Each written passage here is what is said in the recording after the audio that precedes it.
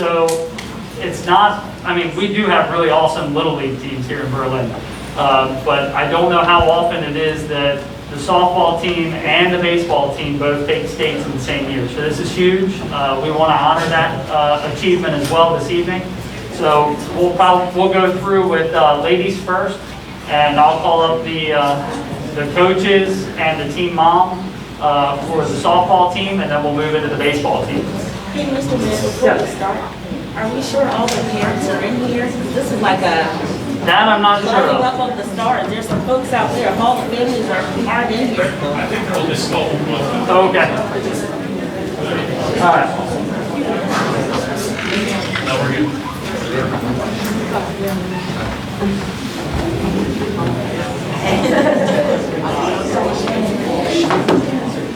All right, so if we could start with the team manager, Katie Griffin. Congratulations.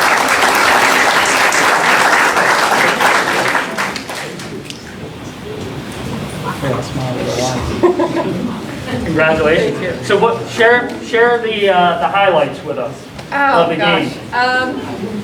Well, I mean, we kind of rolled through the state tournament this year. We outscored our opponents, I want to say 40 or 50 runs to less than 10 runs. I don't think we gave up.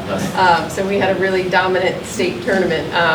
And these girls were actually this core group were the first girls to ever win a softball district championship in Berlin. So these girls have been with us from the beginning. They won a state championship and got to go to Connecticut and go to regionals and Bristol and tour ESPN and do all that fun stuff. So they are champions indeed, and they'll be rolling into Stephen Decatur High School, some of them this year, some of them next year, to play ball. We'll see some state flags there too, Yes, I'm sure, right? All right, so no, stay right up here with us if you don't mind. So then up next we have Coach Chris Palmer.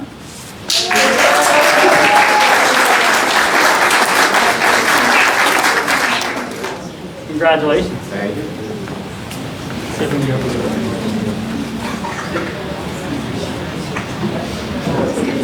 Anything you want to add to the play-by-play? No. No? All right. What about Coach Stan Griffin?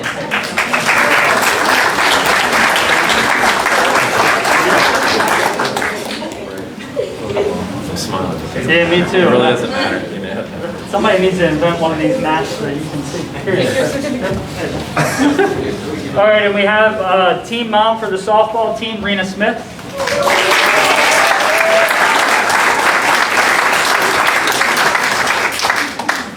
Congratulations.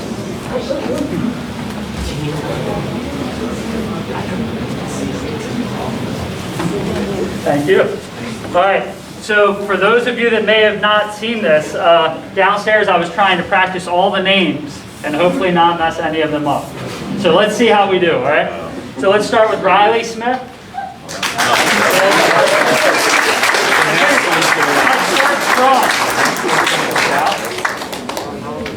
Yeah, we're taking a picture. Good job. And we'll do a group photo too if we can. All right, Ava Snellshire? Snellshire. I'm sorry. I started strong and ended weak. Snellshire. I apologize. They will not be having me read commencement. You're one of many to do that same stuff. Caitlin King.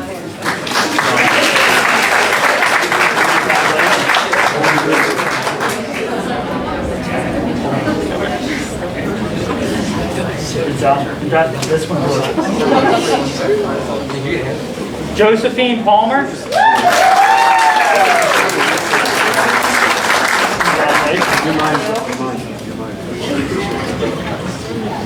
Hold on, let's make sure that's up.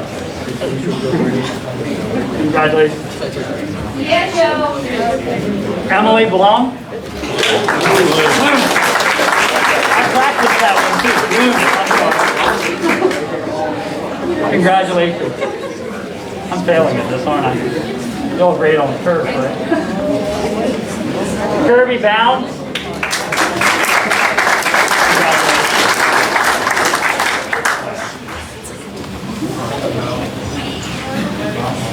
Congratulations. Madison McGinnis.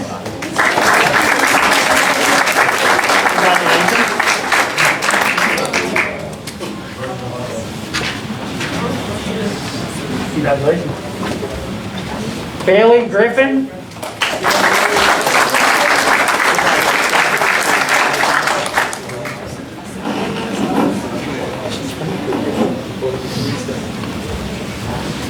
Madison Donaway.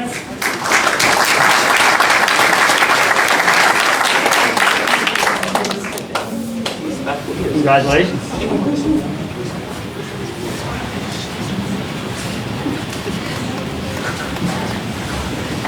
Emily Smith.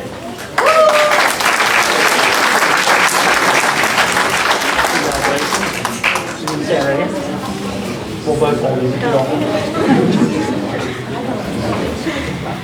Congratulations. You can stay here. Or you can go around. Whichever way works. Lainey Davidson. Congratulations.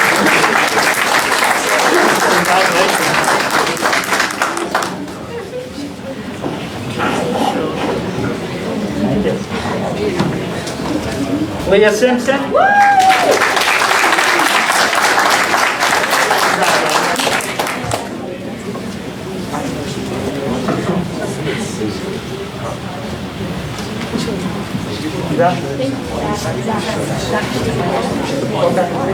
Does somebody want to get it? She's not here. All right, so let's see if we can get a group picture. Do you think is it best here? Or right here? Yeah. All right, let's move these chairs out of the way. Make it look good.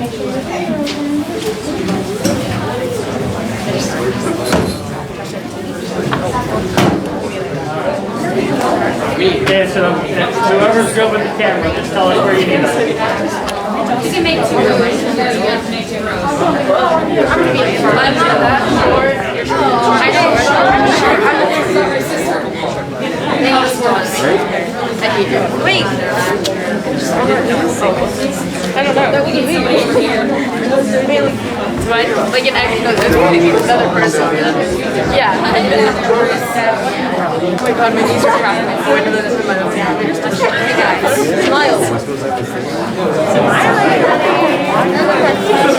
Why? It's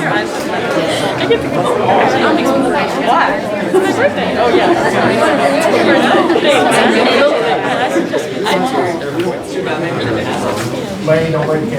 I'm not.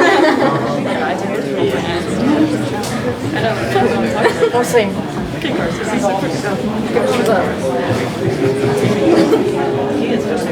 All right. Congratulations. Thank you.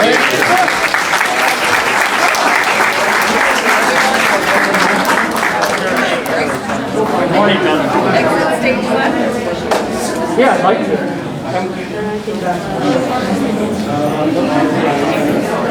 And we, Angelic and well, here I'm going to give this one too. We also have one team member that was not here with us this evening, but we do want to congratulate her as well, and that's Lauren McAdams.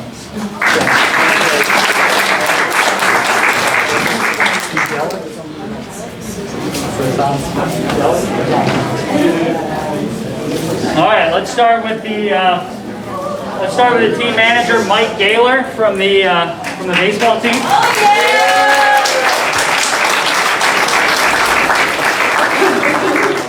Congratulations. Yes, sir. So you want me right here? That's perfect. I'm not shy, buddy. All right, relax. So now, since you're not shy, share some highlights with us about the junior baseball team's game. Have a seat. Okay. I just moved the chairs. Now, the whole thing was a highlight. We were the underdog going in, youngest team out of all of them. We lost our first game. We had to play every single game, every day, back to back to back, and we crawled all the way from the losers bracket to beat the team that beat us the first game, and we had to beat them twice to win the championship. Wow. And that's what we did. That's awesome. And it's Jill and Rizansi. All right. I'll help you along the way if you need Well, help. let's see how I do. So up first is Coach Derek Berzonski.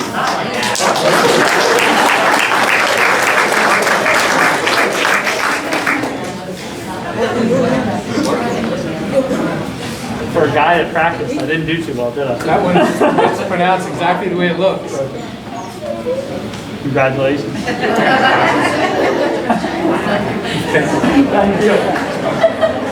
All right, Coach Mitch Loring.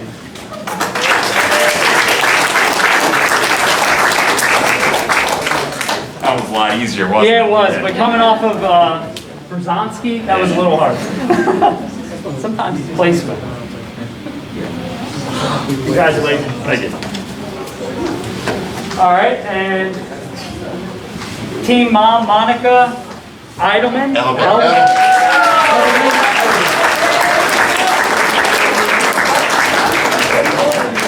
Monica Edelman. Okay, perfect. Congratulations. Thank you.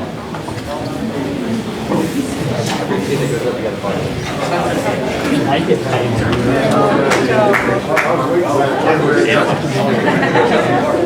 Spencer Gaylor.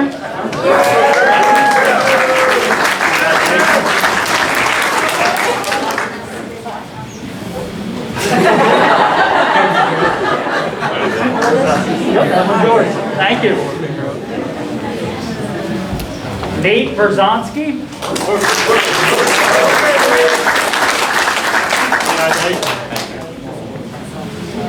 That's my son. Proud dad.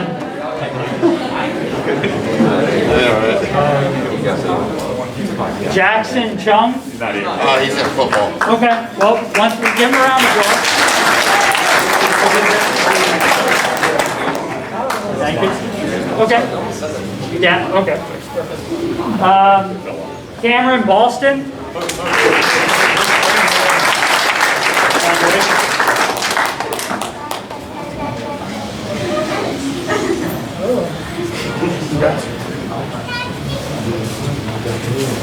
Ethan Cowder.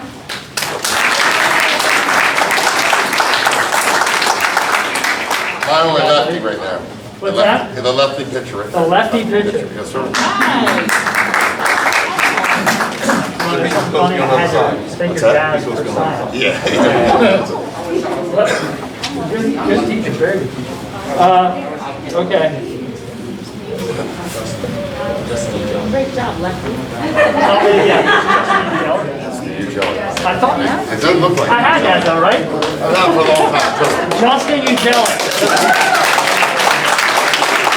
I was practicing years and years.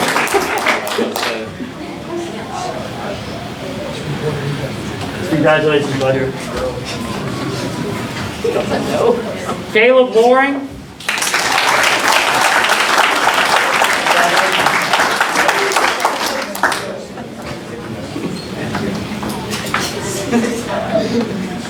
Congrats. Johnny Hopgood.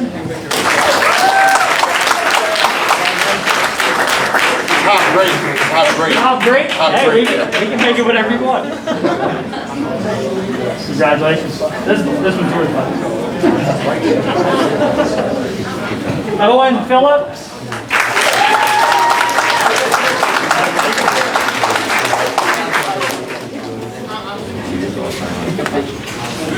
Congratulations. Kyle Springle.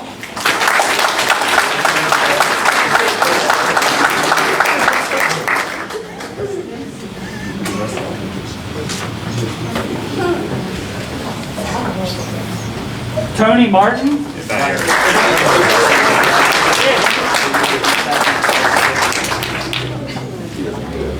Thank you. Landon Daniel.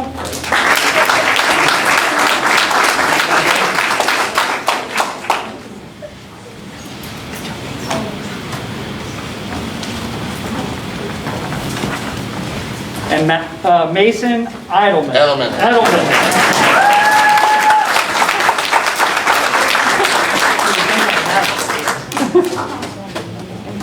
You get that one? All right, let's do Oh, I it. got something right here. And for Berlin Little League, here you go. Thank you so much.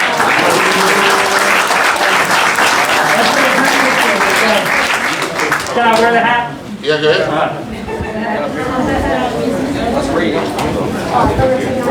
We can, yeah. Be nice, guys. You know the drill. Hey, Spencer. Spencer in the middle. Johnny and Spencer in the middle. Cam.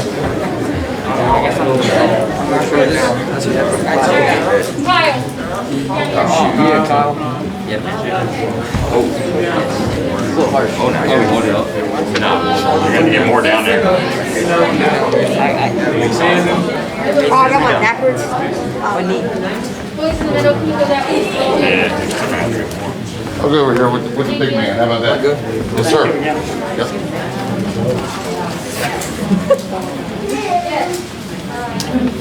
Alright, everybody look up. Thank you.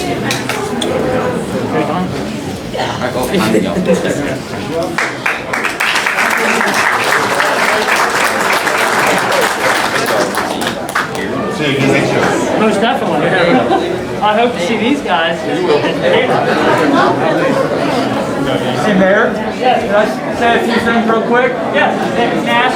Oh, guys, stop. Hey, guys, just as a representative of Berlin Little League, I just wanted to say on behalf of Nornie Bunting and thank the town of Berlin and all of the community for the support that they give to our Little League. Just to give you guys some reference, 10 years ago, we won our first state championship. The league was formed in 1976. Only 10 years ago, we won our first one, and now this was the 15th and 16th state championship out of Berlin. So we put Berlin on a national stage, and it couldn't have been done without you guys, the community, and especially the town of Berlin. So on behalf of Nornie and the Berlin Little League, thank you very much. Thank you.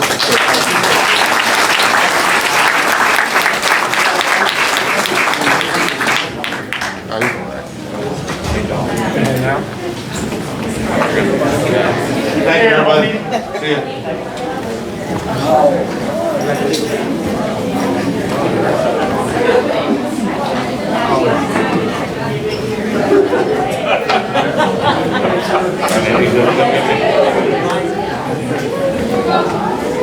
For now, see you later, everybody. See you. Thank you. Yep.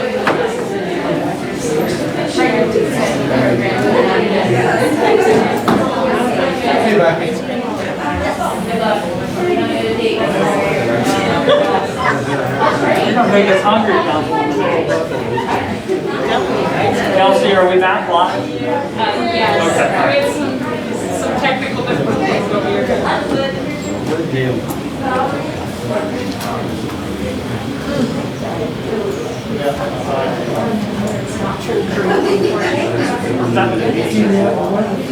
Oh, probably a good idea.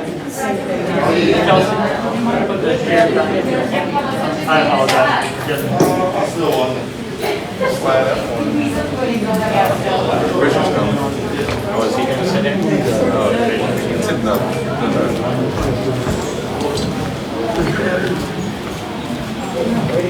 Thank you. So we're on to agenda item number 3, which is the Hope for Recovery 5K special event application for Saturday, December 4th, 2021, from 9 a.m. to 12 p.m. And we have Patrice Ote. Man, names and I tonight. Do we have anybody from Hope for Recovery? Oh, there we are. Come on up. Good evening, and thank you for joining us. Thank you for having me. We had a crowded house at first. Can you tell us a little bit about the planned 5K and the event that you would like to hold? We are collaborating with Worcester Go Circle, for Recovery Worcester Go Circle, to do a family fun run, 5K. We call it an ugly sweater. It's already Christmas time, and it is to raise funds for Worcester Go Circle, which is resources education and funding, as well as for recovery movements. Thank you. Can you just pull that microphone a little closer if you don't mind? Sometimes we have some trouble with the social media and people being able to hear. Anything else you would like to share about the event? Yep, we're just gonna have a couple of local resource tables as well as our own that are just going to donate to the typical waters, oranges, that whole type of thing, and hot cocoa. And that's about it. Very nice. So we are looking for action from the council this evening for the Hope for Recovery 5K. Actually, I just have a question. Okay, Councilmember Ward? Yeah, just a quick question. This is Chief, we're good on this, right? We're great on it, and generally, because they don't have any closers, it doesn't even come to the council. So again, we've done probably over 50 5Ks, and again, they've made contact, kept in contact, and made sure they have everything lined up. We have more or less a time limit. If people need assistance, we'll pick them all up and take them to the end. We work with the hotel, and again, everybody's in full support. Motion to approve the 5K run for Hope for Recovery. So go ahead. Second. I have a motion by Councilmember Nur and a second by Councilmember Burrell to approve the Hope for Recovery 5K special event application for Saturday, December 4th. All in favor, say aye. Aye. All opposed? And it passes unanimously. Thank you. Thank you.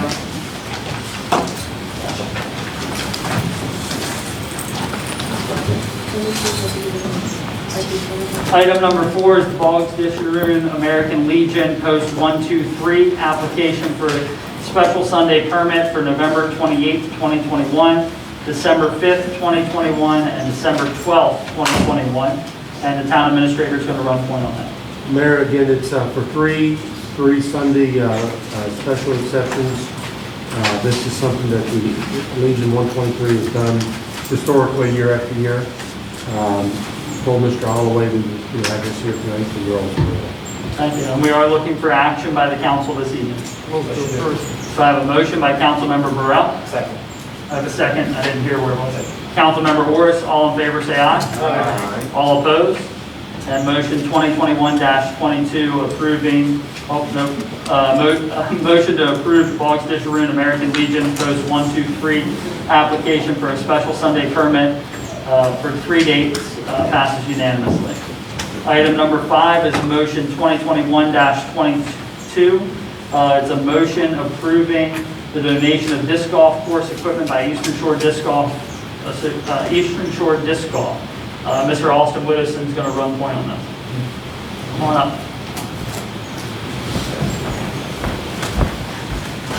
So while everybody's getting seated, just to summarize where we've been with Eastern Shore Disc Golf, they have approached the mayor and council in reference to a couple pilot events for 3 dates in August to be able to pilot disc golf in Stephen Decatur Park. I'll let them speak about how the events went, and I think this evening, from what I gather, you're here to 1, see ways that you can improve the course, and 2, hopefully start another pilot phase of the project. Correct. All right, so I'll let you take it over. Yeah, thank you very much for the opportunity to put on 3 events in the month of August. They were some of the best attended events we've had, and under unique circumstance of not having a permanent placement to do it, so we were able to, mobilize as a group and put together a course that was appropriate enough to play those 3 events, and they were well attended. I think that all that came had a wonderful time, and it was nice to be able to see that the park activities can also function while disc golf is going on in tandem, and I think that was a big question in the beginning, and I think that we all settled that it was a wonderful experience, and we would like to pose the opportunity of doing a phase 2, which would be an installation of 18 baskets as opposed to our originally proposed 36. And the club itself has temporary baskets that we have in storage at Wycomico County that we're willing to potentially put out as an offering for 6 months as a trial from October 1st till March 1st, and then come back to you and in that time do the fundraising that would be necessary to get brand new baskets and the tee pads that would be the more of a semi-permanent placement. And in the interim, that will give us the chance to kind of vet the course to be the exact best layout that would be ideal for a permanent installation. And I think that conversation would be better had in March once we've had a chance to allow the public to play. The 3 events we did were events, and all of them were scored events and a little bit intimidating for the public, but in a day-to-day, and something that I think we want to impress upon as a group is the gift of disc golf baskets to the town of Berlin is so that humans can come whenever they want and play for free and enjoy the park equipment. The thing that putting an events on, it was nice to know that the facility can hold the parking and the infrastructure and the people can all be there when it's a full course day and everything's playing, but on a typical Monday through Friday, it's going to be 20 people walking through the woods. You won't even know that they're there. And we want to be able to give those people who are too intimidated to sign up for, a scheduled sanctioned event, which is intimidating. I have a lot of friends that live in town that didn't participate, even though we had great numbers of people coming out for the events we held. We want to give the opportunity to show that disc golf can be successful in and a day out. And we're willing to offer volunteering some of that equipment in the interim so that we could have that 6-month trial. Do you guys? The only thing I want to add is that 6 months, I feel confident that we give some people in Berlin a chance, like Austin said, to go play on their own. And, come time to phase 3 to ask for a more permanent installation, I think we'll have a lot more support from a lot of locals than we did before. So that's a great aspect of that phase. Yeah, piggybacking on the back of what they've said, for all of our events, I think our max attendance was 45 for the small tournament that we held. And interestingly enough, we had, of course, quite a few locals that played with us already, but we did have people that were traveling through from different areas. We had a family that was out of West Virginia that showed up specifically because they saw that we had posted the tournament. And we even had some people that were just walking through the park asking what we were doing to see us play. And we even had a funny encounter where a wife and husband walking through saw us playing. We stopped, had a conversation with them, and afterwards she was encouraging her husband to come out and play with us. And I think that's what you'll see in the long term, having the baskets out there, is more public engagement, more engagement of locals to play and try it out, as it's there to Austin's point, to try without being part of a competition. I went to all 3 of the events, and they were pretty busy, and everybody was respectful. I tried to stop as many people as I could to hear what they had to say. And pretty much everybody at the park was favorable towards the disc golf. The first event I kind of wanted to hear and see what everybody was doing. The second event I tried to make myself an obstacle a little bit just to see what would happen. And I have to say all of your members were very kind and they would stop, and I didn't feel unsafe doing that, and I did have my little guy with me, so I want to say thank you to your members for that. Absolutely. Well, as I stated before, with our setup that we have at Shoemaker and Wycomico County, our members are very used to interacting with the public, both with or without knowledge of the park being there, the disc golf park aspect of it being there. So it's part of just the decency of the sport that we make room for everybody to utilize the park as they would, because we know we don't own the park. We just want to be a part of it. I'm going to go ahead and echo a little bit of the mayor's. I was there on the 22nd, and I was impressed with how well organized it was, the safety speech that you gave. I appreciated that. I do have a couple of questions, though. So I believe when you came to us in July, you were eastbound disc golf, correct? Yes. That is correct. It was a typo in the conversation, and I believe on your form. I haven't seen the actual. Okay, because this has Eastern Shore, but this is actually the same group. We're eastbound disc golf. Eastbound disc golf, yes. I don't know, that must have gotten through the cracks. And Josh Maxfield. We apologize for that. Okay. And you said you want to cut it down to 18 holes. Do you happen to have a drawing of that or anything? No, so the whole idea of doing the 6-month trial, and what we did for the 3 events, just so you're aware, is that with the idea of doing 36, was that there would be an elementary course, which would be geared towards mostly like, children and beginners, and then an actually advanced course for more advanced disc golfers. When we played the course and we realized that the property is what it is and staying within the bounds and figuring out how to do 18 holes so that we don't interact with each other while we're playing, we decided that it would probably be more advantageous to limit it to 18 baskets. But the unique part about disc golf is it's 100% semi-permanent, meaning that, so on hole number 1, we could have 4 pin placements where we could, depending on the day and the people that are there, we could literally unlock the basket, pull it out of its hole, and move it to an easier placement. So if we were doing a youth event or a certain type of event that would require a different style of disc golf, we could have multiple pin placements at one hole. But then in the park, we wouldn't have as much park equipment. And for us to get this off the ground, we wanted the opportunity to see what really is the best layout. We don't want to be in people's yards. We don't want to disrupt the flow of current park members. We don't want to engage with, any kind of playground equipment or having problems. So the ability to do this 6-month temporary would allow there to be baskets in the ground at a couple different placements, and it'll give us the opportunity to see how that plays. And at the end of 6 months, we'll know as a group, we have avid disc golfers in our group that will say, this hole is, a safe hole. This one's fair. We're now going to bring to you, this is the plan of where we would like to make these semi-permanent tee pads. And that would give us the ability to have feedback from the community. We'd love to see what beginners think of it and all these things. We have the experience of, the 3 events we have currently and what that was like, but that's, like I'm saying, that's a very small cut of the pie of what actually is disc golf. Disc golf is going to be a mother and her son walking through the park and playing it. I'd love to hear what they feel about it. Is it too hard of a hole? Is it too easy of a hole? And that gives us an opportunity to kind of make the most ideal layout for this particular park. And as you guys ebb and flow, should there be a skate park? I mean, what an amazing opportunity to have a disc golf course and a skate park in one place. A lot of disc golfers also skate. It would also be a really cool feature as the disc golf and skating comes, we can move our things around it. And that's what we want to do, is figure out the best possible layout for this particular park. And if you give us the permission, we'd like to have 6 months to be able to install something that people can play and we can work through and actually vet what that is. And since it's since it's temporary, I don't know the terminology, so your tee-off spot is not those 8 by 10 pads. Yeah, before we put the 8 by 10 pads in, have you played ball golf before, or your reference? At least use that as a reference. There's multiple different tee pads when you play golf. And in each of those tee pads, there's just a marker, whether it's a white one or a blue one or a black one or gold, how far back to go.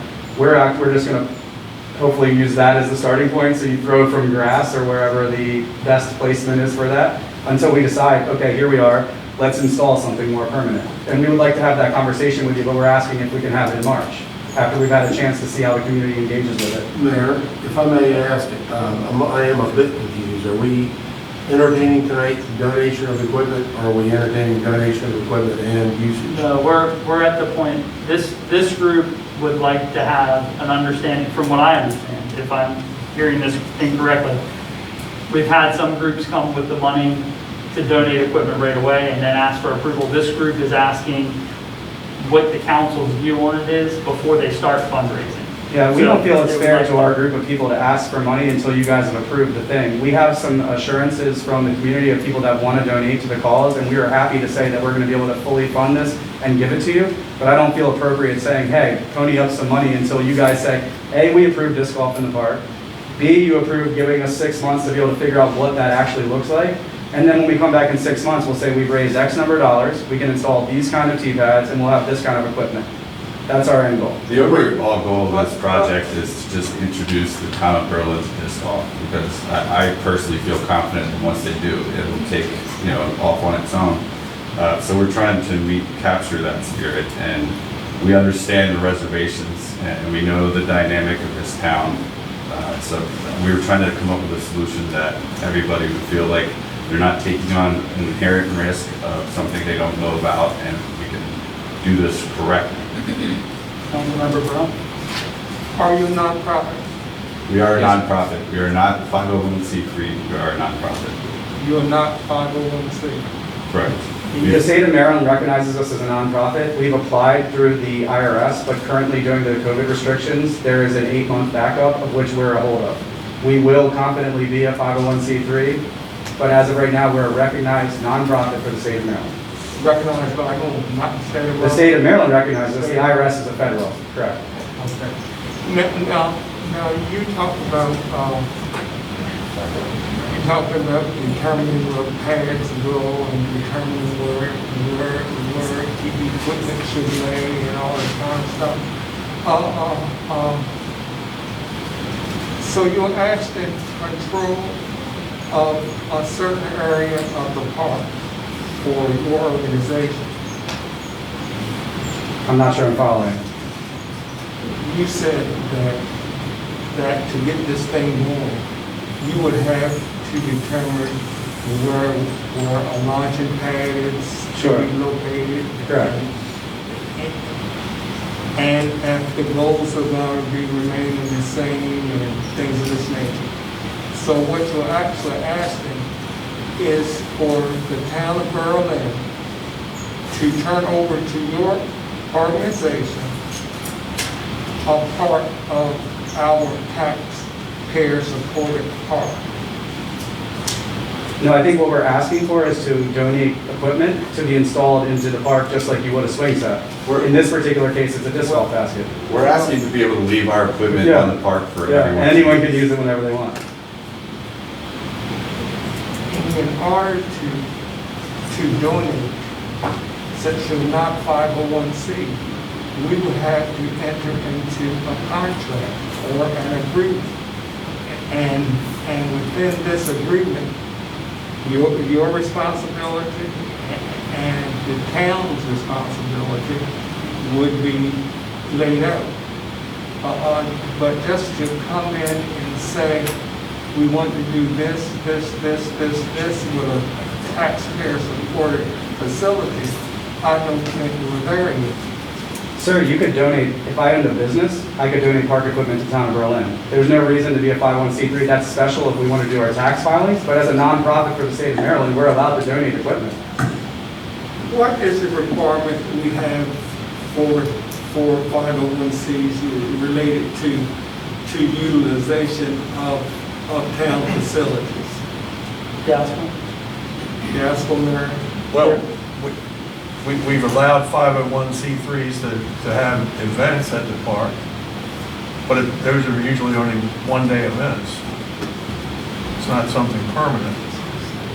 This isn't a 501c3. This, Right. but I think the important separation, I mean, if they were coming up to use the park, there's a precedent by the council to not approve the use of a park for profit. That's right. The council has made that decision time and time again.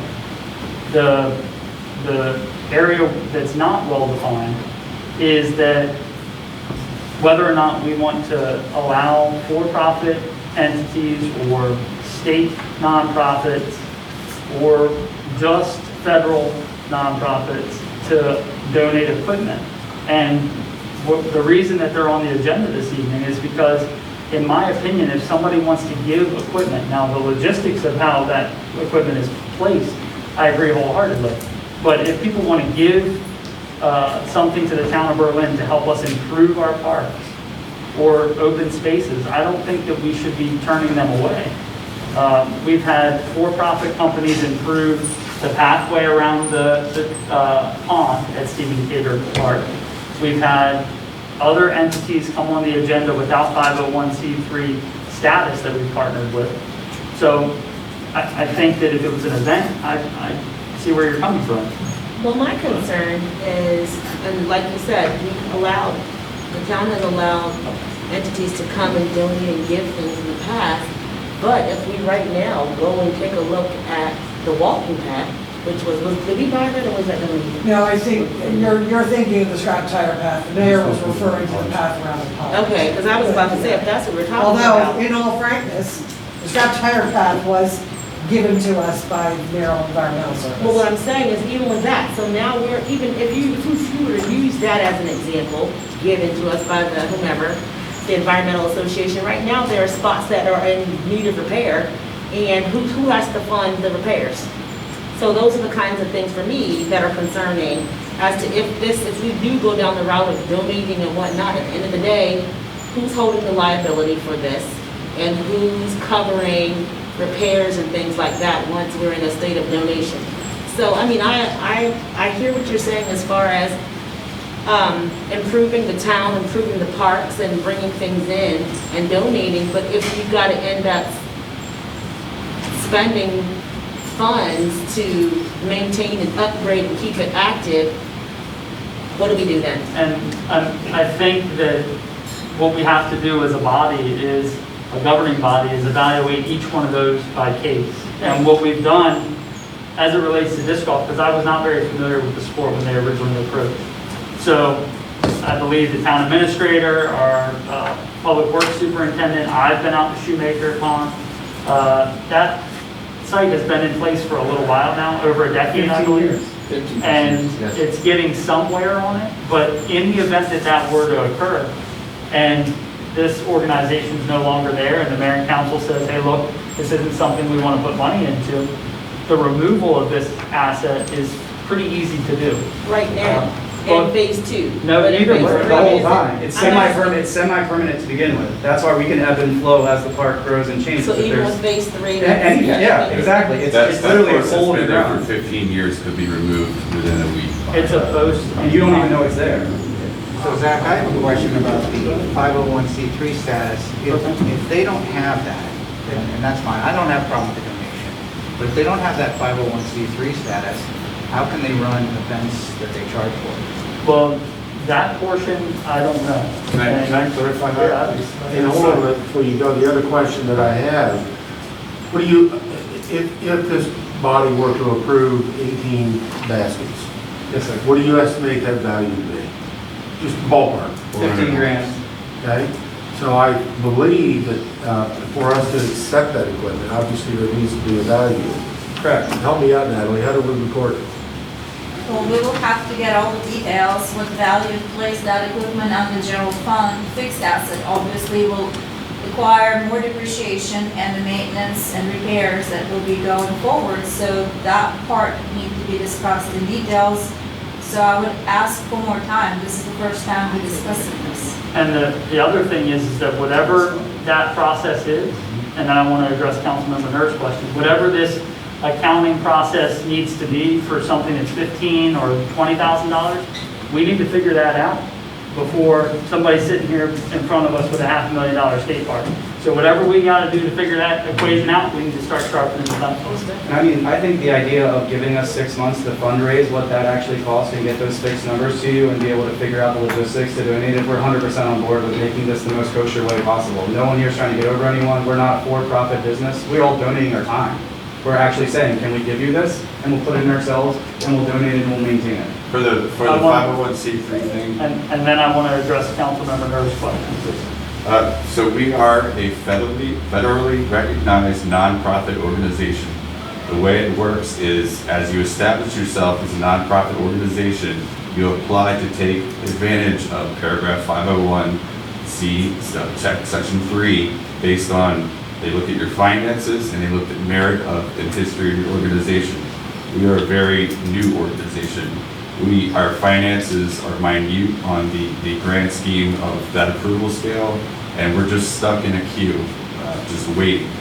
I just would ask you to keep that in mind, that's all. Now, can we address Councilmember Nurse's question and rephrase the question if you don't So mind? the question is, if they don't have that final authorization as a 501c3, how can they run tournaments that they charge a fee for in the park?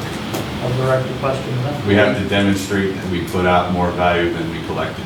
And that's a standard amongst our events. I guess the question is for If I may, Town I administrator. would say if they wanted to come in and run a tournament for which they charge, you would have to treat it the same way that you do when Worcester County comes before you and asks to charge their fee for basketball programming or tennis programming using our courts. It would be handled the same way. And we're not looking to throw a bunch of tournaments. We're looking to donate park equipment for daily use by people in the park. Yeah. If we throw an event and in the first 6-month days, you could say we don't even need to throw an event.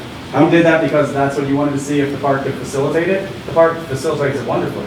How did it affect anybody? Under Armour donated the walking path. Was that a different sort of structure? So aside from the 501c3 issue, of course, we all had the chance to observe the tournaments, talk to local residents, and hear the weigh-in from the Parks Commission.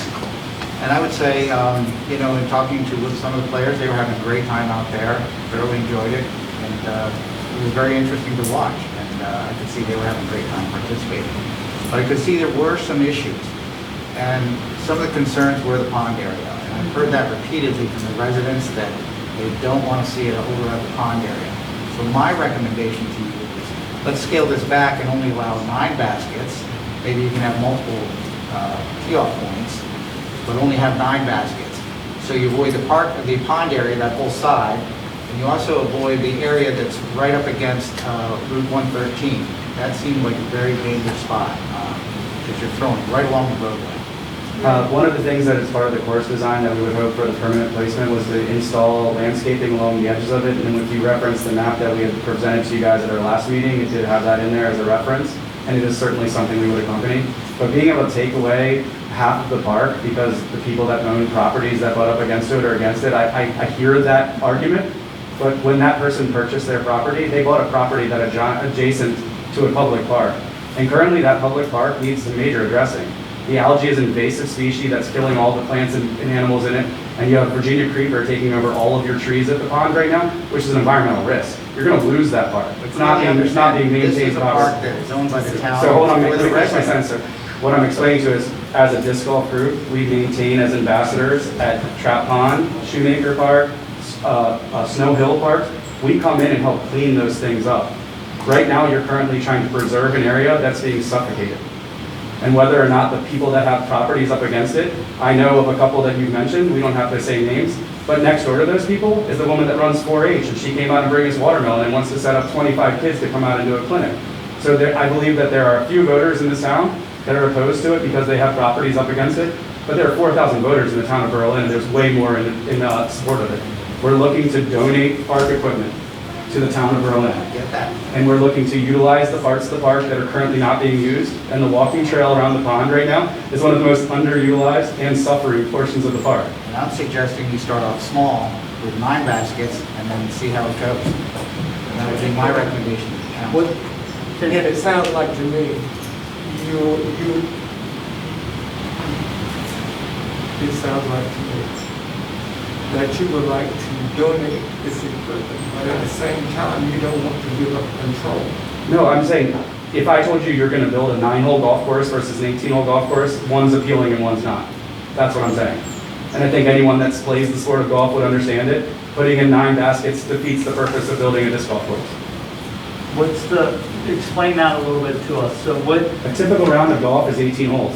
It starts at the beginning and explain we've heard some secondary economic benefit as far as people coming from other places. I think you referenced one from West Virginia. West Virginia, yes. I saw a lot of out-of-town tags, Yep. out-of-state tags, I should say, when I went through the park. What's the draw for somebody to come to Stephen Decatur Park versus some of the other things? Oh, I get what you're saying. And then 100%. what's the difference between 9 and 18 baskets? Right. So, I mean, if you're looking as a tourist attraction, this park is gold. It's going to bring people to stop at Rains Reef on their way in to have breakfast. They're going to play disc golf at the place. They're going to bring their families to Atlantic Hotel to sit in the porch when they're done. They might even go back to play again. There's playgrounds for the kids to play while husbands and sons go out and do their thing. There's an opportunity for complete growth. But one of the most viewed things on any golf course is the shots across the water. It's a signature thing. It's part of golf. It's like what you go to, like the reason you play at Lighthouse Sound or at Rum Point. Think about how much waterfront property is being utilized in all of those courses. So, I mean, genuinely speaking, it's the signature courses of the course. Why would we want to eliminate the wooded trail with the water when it's unused? We're talking about using the outer bands of the property. We're not bothering any of parts of the park where there's infrastructure, and we're already saying with a white flag that we want to bring a skateboard park in wherever it fits, we'll move around it. What I'm suggesting is eliminating a large portion of the park because someone has a property line against it is just unethical. That's a personal versus a political. We're talking on behalf of the voters of the town of Berlin. What's best for our communities? But you're making assumptions that you just said nobody uses it, and that's simply not true. I've been out there more than most. I helped set this thing up from day one, and I can assure you I've been there on all of the Saturdays and Sundays when there's high impact and traffic, and I've also been there on Mondays when there's literally no one. And I think the park is underutilized as a whole. And I think most of the people that actually go to that park would agree with me when I say that. We need to get more people outside and working out, and we're encouraging that by donating equipment to this park. So I don't want to assume anything, but I feel that you're very passionate about this, and I get that. But when we talk about, even if we were to say, yes, we would love for you to do this, but eliminating the holes around the pond, is that like a hard? It's not a hard no, but it's like, as a group, it's like having an uneducated conversation. Why would we eliminate it? I haven't heard one valid reason other than someone doesn't want it in their backyard. You shouldn't have bought it along the park. Well, I'm sorry. I feel that right there is a little bit far to the left. I think that what we're saying is not just whomever barriers or has property around the park. has commented to several of us, if not all of us. It's not just the folks who have property that's around the park that have said that they would not like to see, they're okay with it, but they don't want to see it around the Can park. I just hear, why would you not do it around the park? Can I get one, what's the reasoning behind the many people you've Several spoken people to? don't want the discs in the water, possibly. Some other people who may not know or do know what it's like don't want to be strolling around the pond and the possibility of discs flying. And I'm just telling you what people are saying. So to see, I mean, to hear that, hearing these things have you gotten impassioned, I'm asking you, if taking those two spaces away, is that like not wanting the rest of this discourse? No, I guess what we're trying to say is Or like. can discourse be done without those two spots? Have you come out to any of the events? I'm just curious, have you seen any of When these? I got there on the 22nd, it was lightning. Okay, I apologize for missing And that. so we have a hand in the back. I can't tell who it is with the I back. know this is probably different, but to address your question and to answer, I think that while we would like to utilize the areas around the pond, the temporary layout that we did already utilize is displays that we can hold 18 holes by utilizing that secondary part. It doesn't necessarily traverse around the pond or carry across the pond, but it would still necessitate utilization of that secondary area of the pond. So I think that as far as the question from the councilperson of why we would not want to utilize 9 holes with 2 T-pens, I think that presents more difficulty and actually results in taking up more space than just putting in 18 holes that are well thought out, well designed, can present a good utilization of the perimeter areas of the park. And we can shape it so that it doesn't necessitate going around the pond. I think if we can demonstrate that, and we can demonstrate that we have a low impact on the areas of the pond, would that allow the council to have good faith in us potentially exploring that in the future? And I think that would be a possible solution to this question that could give a little bit of confidence in our ability to be good stewards of the land, to be good participants of the park with the other people that would like to utilize the park as it is. And that's all we're really asking. Then I would say to you, before we approve of anything, well, before I would approve anything, I would want to see that exact layout. Very much understood, and that layout was already presented to the council. That's why we're asking That for was a 6 very months to rough do sketch. that. No, it wasn't. To the best of my knowledge. Very rough. To the best of my knowledge, that layout was presented to the council for those 3 temporary events. So I think and we did not utilize the areas over the water or around the water. Mayor, if I may, we need folks to Yeah, I don't identify know. themselves. That's what I was just getting ready to say. Identify themselves up Yeah. here or back here for the minutes. Can I get some We need names, please? we need your name. Brian Dean. Brian Dean, and can you guys introduce yourselves as well? No one did in the beginning, My sorry. name is Josh Maxfield, president of East Montezuma. Okay. Sean Johnson, the vice president. Okay. Austin Winston. And just to clarify, the course that we saw over those 3 days, because I'm pretty sure the council said no to anything at the water's edge and things like that. So the course that we saw during that time, what does that look like with 18 holes? Is that what we were seeing? That's essentially what you saw was the 18-hole layout. And I'll say this is my own personal reflection, that I do also believe that an 18-hole course is more ideal than both a 36 and a 9-hole layout. I think that an 18-hole course is a better asset to the park because it's a better draw for people to travel to it. Speaking just in personal experience and on behalf of other disc golfers, I'll travel to go play a good 18-hole course. I probably won't for a 9-hole. That addresses your question. See, what you're missing is I'm speaking for myself.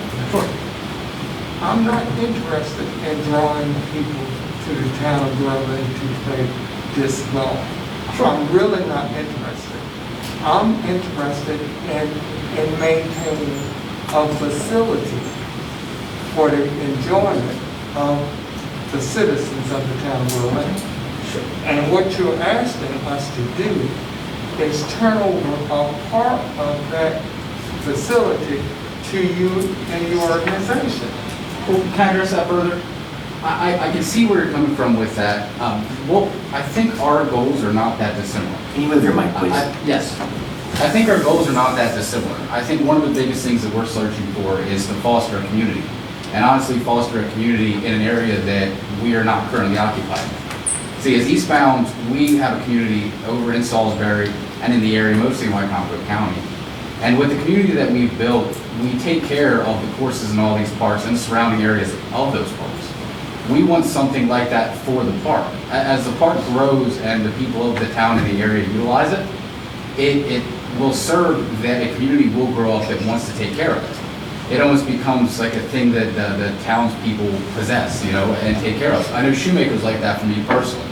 I spent many hours out there cutting down vines and taking care of thorns and getting rid of poison ivy and things of that nature, all free of charge and all just because I want to take care of the area. And I know just from the events I've ran out there, I've had upwards of 30 plus people come out to donate hours of their time just to take care of a public park. You know, it becomes something that we're proud of and something we really want to see shine. And I think that that's a community you can see grow with Stephen Pierre Park. Now, I understand that a lot of this appeal that's been presented is more of on a commercial front of what kind of money can be made by people coming into the town. And that is a benefit, for sure. But I think it's a short vision to what it really can be. It can be an asset to the community. It can be something that the community is proud of, something the community wants to see grow, and something the community really enjoys. You know, whether it be, like Austin mentioned, the father and son, or really just anybody. Because all you need is $10 an hour of your time, and you can enjoy that asset without taking up much of the park space, without getting in the way of any of the park goers, without really disturbing anybody else. Now, as far as working around to the point as far as the pond, as far as working around that, I do think that there's decisions that can be made to help move things out of the way of anybody else and to not disrupt any other utilization of the park. But we would, and we do feel passionately that an 18-hole course would be the best utilization of the space. And we can put something together on paper to show you what that looks like. Now, the original map that we made was a 36-hole layout. I do absolutely agree that that is far too crowded. I don't think that that's something that we're going to be able to achieve realistically in the space. But I think an 18-hole layout can be an asset to the park and be something that if we come back and visit this in 6 months, I believe everybody will have enjoyed it. I spoke to a ton of people that were out there, not as disc golfers, just people enjoying the park. And I can tell you probably the biggest presiding emotion that I saw was people just in wonder of what we were doing, you know? I mean, you don't see people throwing just through the woods like that, you know? And I want to see more of that. I just want to see that community grow. I want to see the sport grow, and I want to give those memories to a new generation of people. And I think this is an opportunity to do that. The idea of the 6-month phase was to allow the town to speak for themselves in that spirit. So I'm looking at the picture from your first presentation here. So this was, if I remember, up there on the, what is called the pond area, there was actually only 3 holes, right? There, I mean, there's 5 drawn here, but there was only 3. There was, correct. If you're walking We to made the 2 right. additional ones inside of the other layout, so that map is not accurate to the course that we played for the 3 events. Okay, but what I'm getting at here is when we walked around there, we spoke to one of our participants, and they actually agreed that the 1 hole that was on the path was not very conducive because it created a little bit of a blind spot. So those 3 that were there, on I'll just call it the north side, if this isn't accurate, and you presented a 36 hole, can those 3 be moved down to the other end if this goes through, thereby eliminating any of the on the north end? I would say that one that did lead to some sort of, I would say the one that did lead to a sort of blind spot can be moved, because I would tend to agree with that too. It did create a blind corner. With the bridge. Yes, and I think that there may be other ways of making that work to where it's not a blind corner. But if that is what it comes down to, being moved, that one should be moved. Now, I don't think that we should take away the other 2 remaining holes that are there. I think there are things that would be highlights of the course. I know it's it was something that I have really fond memories of just from those 3 events, throwing beside the graveyard there, which wasn't blind to anybody and can be well marked and well pathed out. I don't think that those 3 holes should be eliminated for sake of that one. I think we can make something work with that one. There may be other creative methods to it rather than just eliminating that one. And the one thing that's worth For those noting three is guys. we're unable to come in and do any infrastructure. We were utilizing the park as it currently sits as a temporary layout. If we had the ability to come in and make minor alterations to the park and put tee pads where they go, they wouldn't be on the path. There wouldn't be blind corners. We're just using what we have based on the current status of the park. We have one question from the audience and then Councilman Brunel. Thomas Schultz, I have a question for Councilman Brunel. You said that you're not interested in people coming to town. Does that mean you're not interested in economic development of the town? Because people are going to come spend money here. Why are you not interested in people coming? That's not what I said. What I said was, I'm not interested in. That's exactly what you said. What you said. I'm not. You said you're interested in people coming to town. Well, I should have said, I'm not interested in folks coming to the town of Berlin to play this golf. Okay, but how? That is what. That's what you said. Well, by the people coming from out of town, they're going to come here to spend money. It's how we do other events. We have, Main Street's closed for farmers market. People come spend money here. When people come play disc golf, they won't try to spend money here, correct? That's how economic development works. I'm sorry, what was that? Economic development. Yes. So by encouraging them not to come, it kind of discourages economic development. But I'm saying, and sir, I'm Okay, also saying that the primary purpose of a taxpayer-supported park is for the enjoyment of the residents. Well, I'd like to speak on behalf as a resident. The taxpayer. Don't let Councilmember Brunel. And we're here talking about what's on the agenda is a motion approving the donation of disc golf equipment.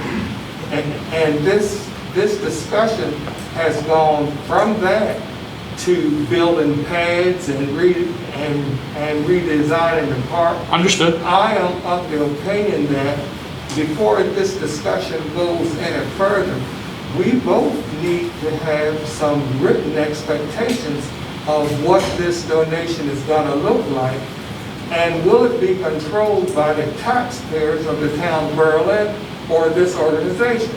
Understood.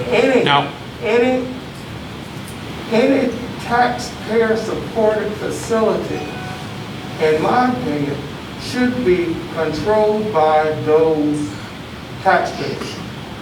If I understand, the equipment will be donated and be controlled by the town. No, but this donation comes with expectations. This donation comes with expectations of this group.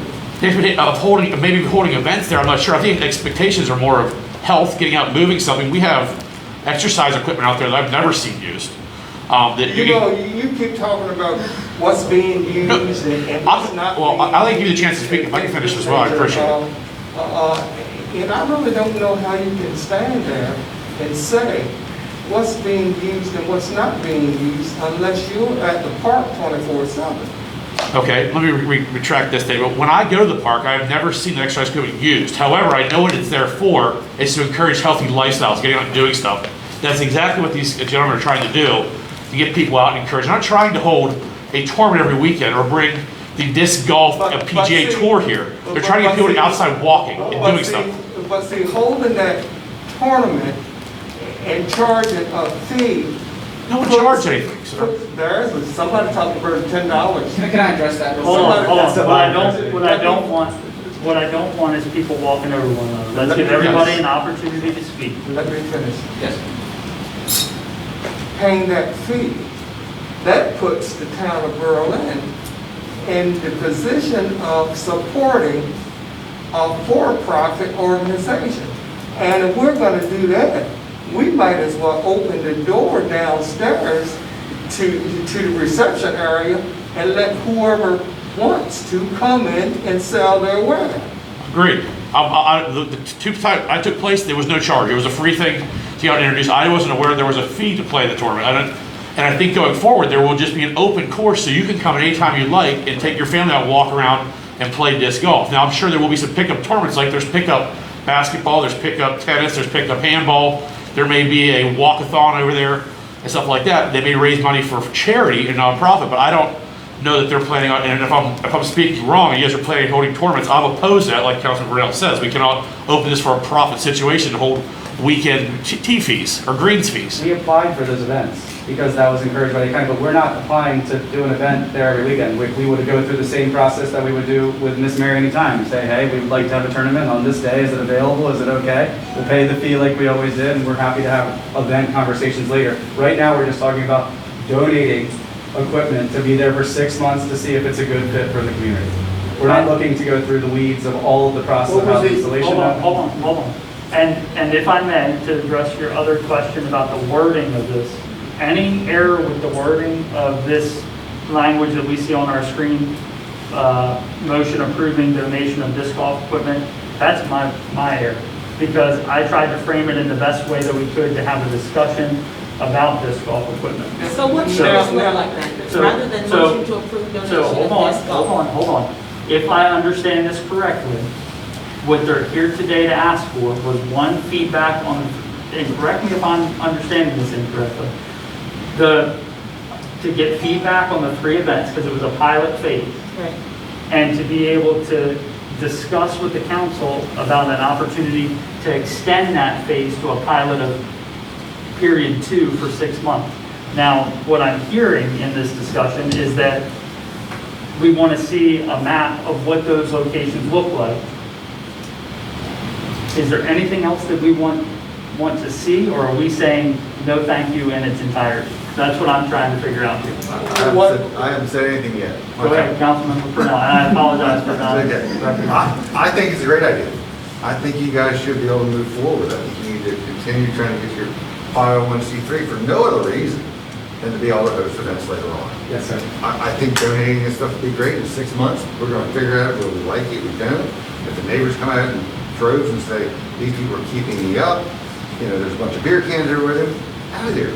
But in the meantime, I'm all up for taking your donation, give it a shot, contingent on with anything we get, it's going to be the towns. And it's going to be up to the staff to maintain it. And we cannot depend on you guys because you may not be here tomorrow. So if we take this donation, we're going to be up to us to maintain it. Well, with the pilot phase? And to continue to try to get this thing moved forward. What I think you need to do though, I think everybody's concern is, where are these holes? I think you need to, I'd like to table this for this evening, come back in 2 weeks, whenever the next meeting is, with a map. Nice scale, everybody can see exactly where you're doing, overlaid on top of the part visibly seeing, like you did last time, a little bigger, a little more definition, and I would hope that we would try it for 6 months. That's how I feel. And what I tried to do also, and I think there were a few things of feedback that I got. I tried to compile those for the council and pass that along to Eastbound Disc Golf. If you have thoughts or anything like that about placement of certain things while they're working on a map, send those this direction and we'll pass it that way as well.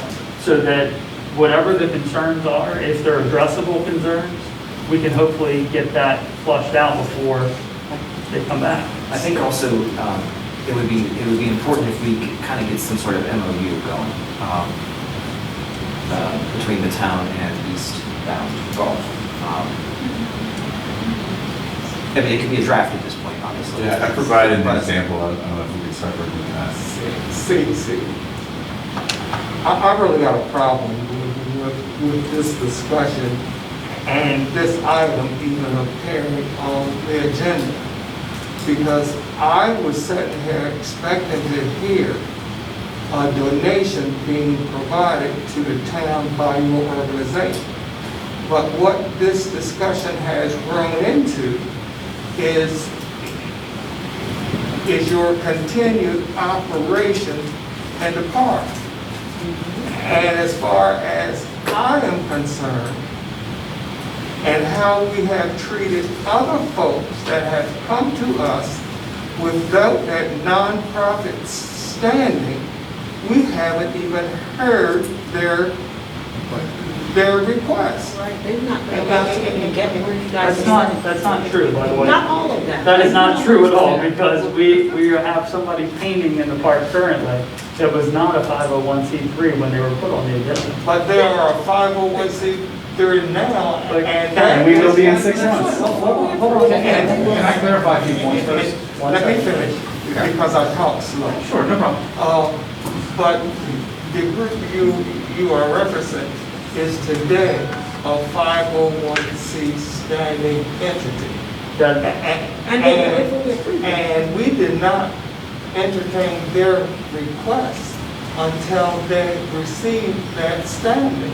Now you talking about, it is true. Councilmember Burrell, that's not true. It is true. Well, hold on. What happened was they were put on the agenda without 501c3 status. And if you go back and listen to the meeting, and the only reason I know this is because it's the one you presided over when I was absent.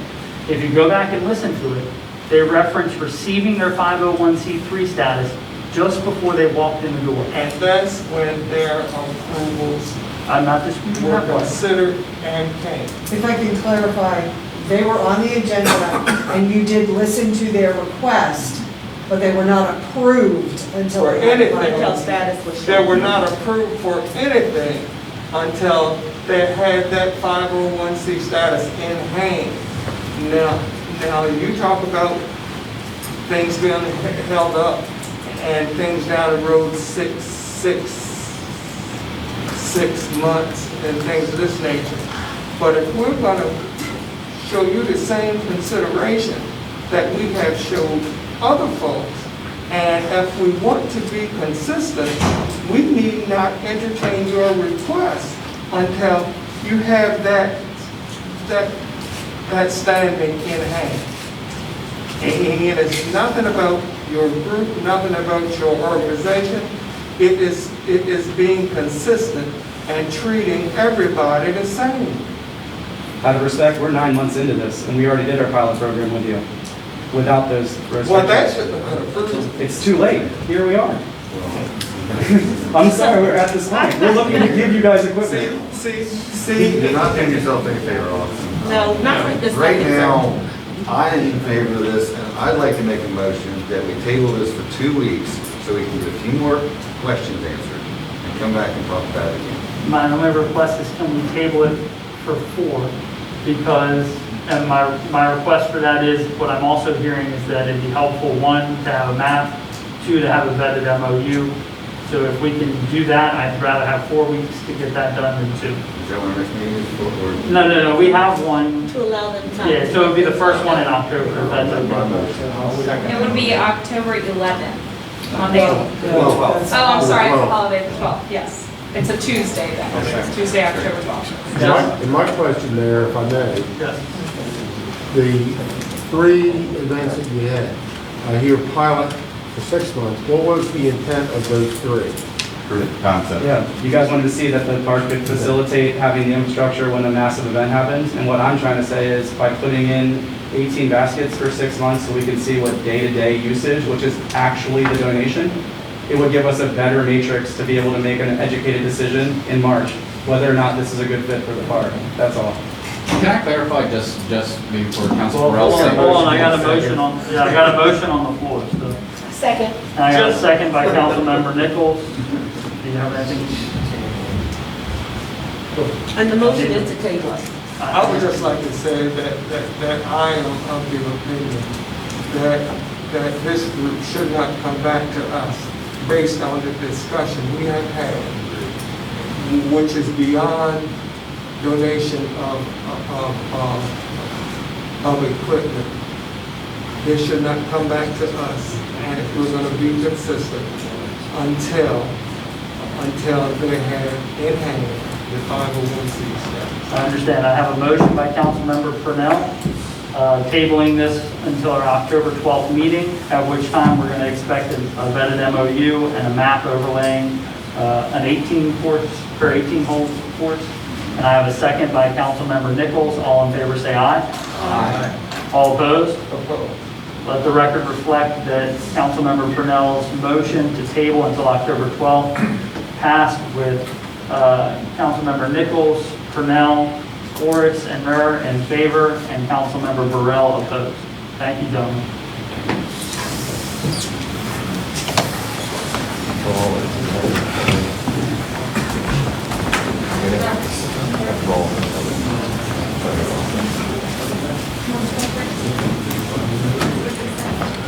Item number 6 on our agenda is the Police Department Act. Police Department Axon Enterprises Agreement in the amount of $25,120. And Police Department Lieutenant Robert Fisher is going to run point on this. In this year's budget, we had allocated $20,000 in capital for the purchase of 10 tasers for the police officers to replace 10 units that are 12 to 14 years old. At the time, that was the best cost that we could come up with. Upon speaking with the representative, our rep, looking at the different models, the model that we picked, the pricing was the base model. The next step up includes several other things which make it advantageous to us. However, it added $5,245 more to the cost. Spreading the cost out can be done however it needs to be done. Axon advised, we could pay the 20 we had, pay the 5 next year. We could pay the 20 we had, pay the 5 over the next 5 years. Split up now and pay $5,024 each year for the next 5 years. But this is the better way it has rechargeable batteries, which when you put it in the docking station, which would come with this setup, downloads everything that you've done with it, uploads any information, and recharges the batteries. The unit will shoot 12-foot cartridge and a 22-foot cartridge, as opposed to the one that we priced, which was 12-foot only. So it is an upgrade, it's better for the officers, it's more safety for the officers, but I'm not willing to commit to a price because we only allocated 20, and the price is $25,245. So trying to get guidance for whether it's a budget amendment, whether it's how to handle it. Next year's budget. Is there a discount being offered for purchasing? If we bought the bundle that we had initially budgeted and then bought everything a la carte to get to where we would be with this, I'm looking at $28,413 as opposed to with the bundle $25,245. And where do you intend to get the additional $5,120 in the FY22 budget? It would be a budget request in capital right now. Well, Mayor, there is a savings, because we did, correct me if I'm wrong, and I may be wrong on this, but we budgeted the 2 vehicles. We were anticipating getting that money back, returned to the general fund. Right. But that really doesn't make a difference when we had a budget for everything. We weren't guaranteed, and we knew that before. We still have the 24,000 and change coming back. I think the question is, do you want us to go ahead and pay just the 20 and go ahead and pay the rest later? Because we would have been paying the rest later anyway, plus more. When we actually look at the equipment that we're getting at a discount on the front, and we would not have to go ahead and keep paying for other things. The batteries that we have right now, once they are there or done, they are done. We have to replace them. These are recharging them.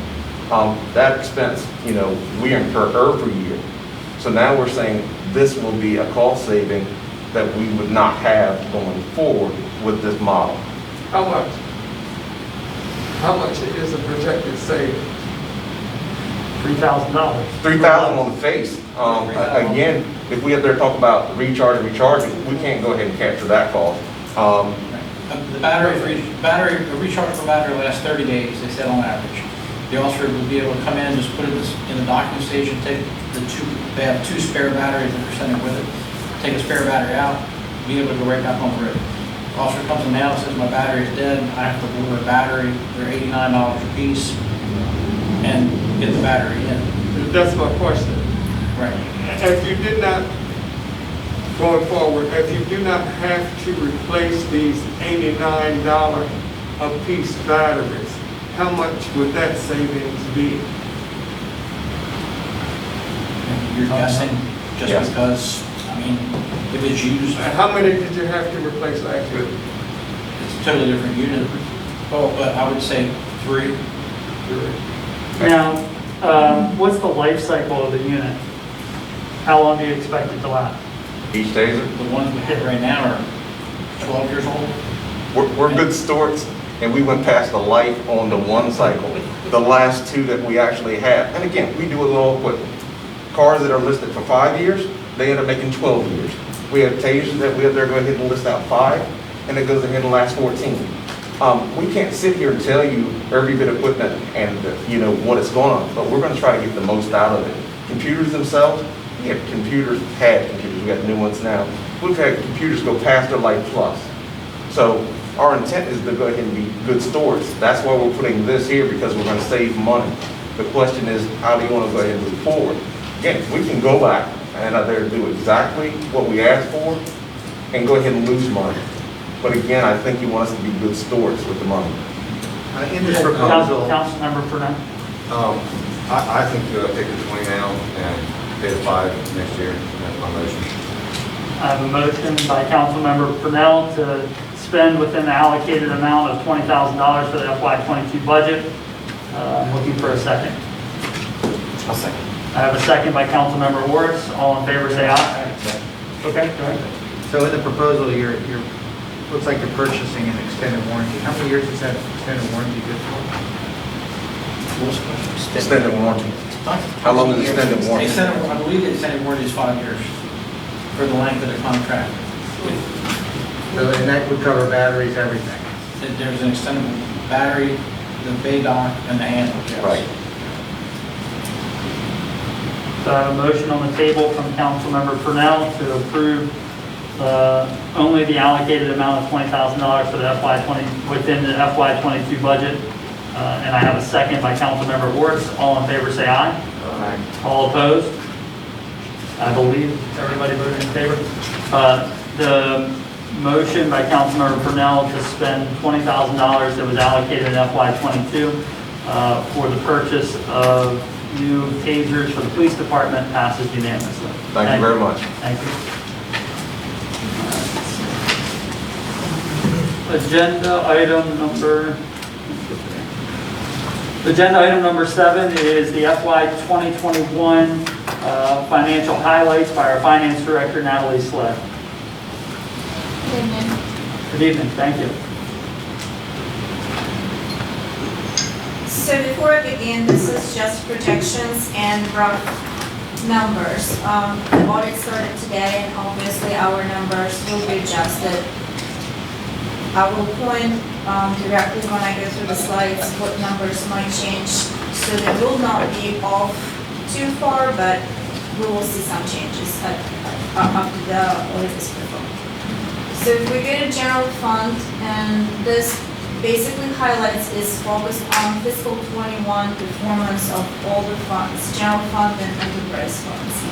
Just a simple reminder that the general fund is the general operating fund of the town. It is used to account and report all the financial resources not accounted for other funds. The revenues come into the general fund from different sources, such as taxes, grants, licenses, permit fees, intergovernmental revenues. We have highway user revenues and slots revenues.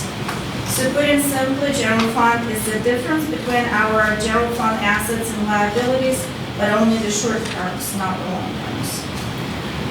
When we think about our general fund and how is the financial health measured, some think that if you have a high balance in general fund, then automatically the town is in a good standing and financially healthy. That's not actually the component. You have to think about what's going into the spendable balance, what's not spendable balance. There's so many layers and levels we need to understand. The next slide is basically the representation of our revenues for fiscal 21 compared to the budgeted amount for fiscal 21. As the total revenues budgeted for budget 2021, we have budgeted $6.6 million, and our revenues came in at 7.6, which is 16% higher than we expected. The most up in the numbers were taxes and impact fees received from the construction in the town, and also we have some earnings and investment in other revenues increase. Now, the impact fees that we're seeing higher, that's coming from a transfer from reserves, correct? Yes, sir. No, that's the actual construction That's the impact? actual Okay. impact. Thank you. That's good. So general fund revenues, where are they coming from? Let's look at that. We have the main part, which is 55% of general fund revenues coming from the property taxes. We have received $4.2 million, and that's our big blue on your screen, part of all of their sources for the revenues. Other significant source of revenue, intergovernmental or grant revenues, it's $1.3 million. It's increased from last year of $198,626 or 15%. We also have an increase from, an increase from the impact fees, as I mentioned, and we have a little bit of decrease in the interfund contributions, just based on what their budget was. Compared to the last year, revenue increased by 11% or $843,000.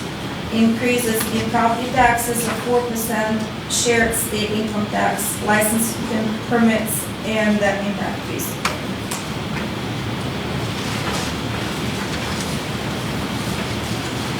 It's a snapshot for the next slide of actual expenses. Again, it's just a comparison of actual expenses for fiscal 21 compared to the budgeted amounts. Expenses budgeted to match the revenue at 6.6. We actually came below of 12% for the whole entire year at 5.8. That amount is the difference between the revenues and expenses. Will leave us with 1.8 is a net change in a whole fund balance, and that's what we call as a spendable amount. So think of it as the balance at the end of the year as a spendable amount.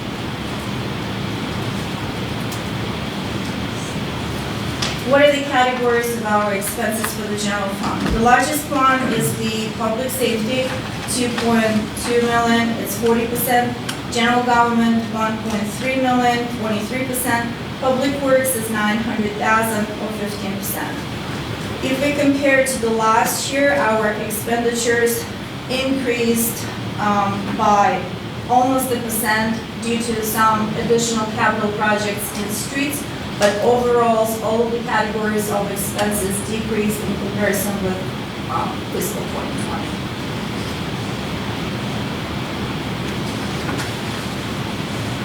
General fund is accounted on modified accrual basis. Basically, we record half receivable and half cash. So it's a mixture of, or a combination of inflows and outflow financial resources.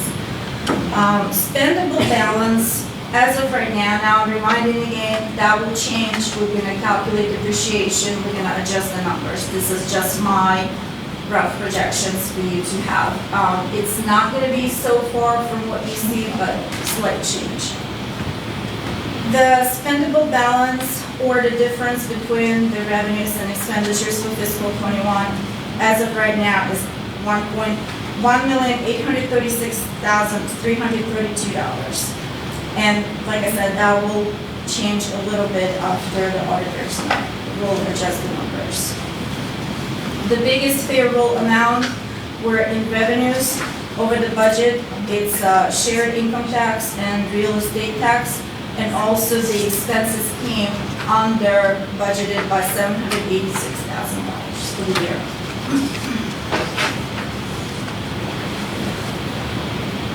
Here I just want to remind you of the balances of the layers of the general fund balance itself. We've talked about this in the past, but just a little refresher. We have several layers. It's non-spendable fund balance, basically those amounts that are owed from the other enterprise funds to the general fund. We have restricted fund balance, such as slots revenues, because they're restricted by the high levels of the government. We have committed, assigned, and of course unassigned.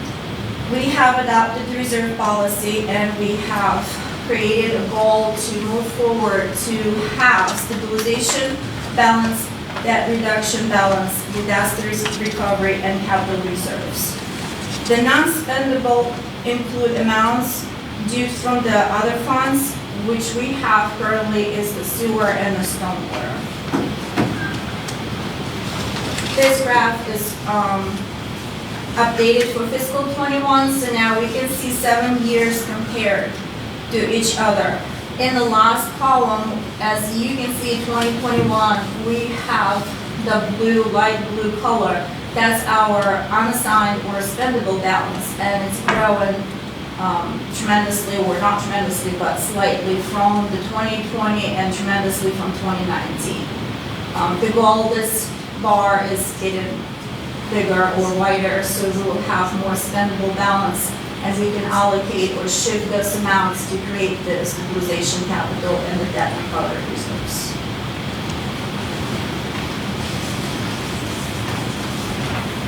So as of June 30th, 2021, the total fund balance for general fund is $5,255,432. Non-spendable amount is 1.7, and it was reduced by half from the sewer fund per the resolution of Mayor and Council accepted. We have restricted as our slots revenues. I have a little star next to it. That is the balance at 6:30 in our bank account, so that amount will change. Committed, we have impact fees. Again, this balance as of June, and we had $800,000 in this account. We have assigned balance, which is healthcare and the community center. Those funds hold on for the specific purposes of the general fund. We have $931,000 in the accounts. And the remainder is unassigned, simply the difference between revenues and expenditures, which become part of the total entire balance. The same exact thing what I just said, but in the squares and blocks, because sometimes the visuals work better.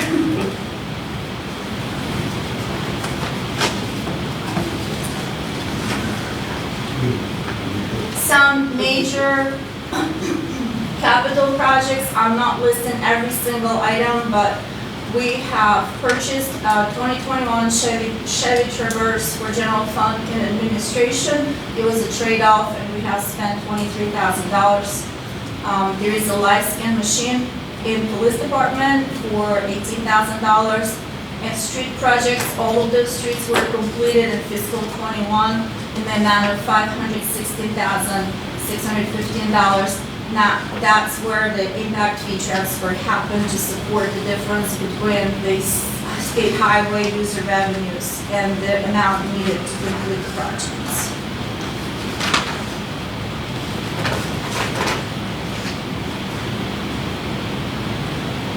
So that concludes pretty much general fund. If you want to stop me and ask any questions about general fund, if not, I can move to the enterprise fund.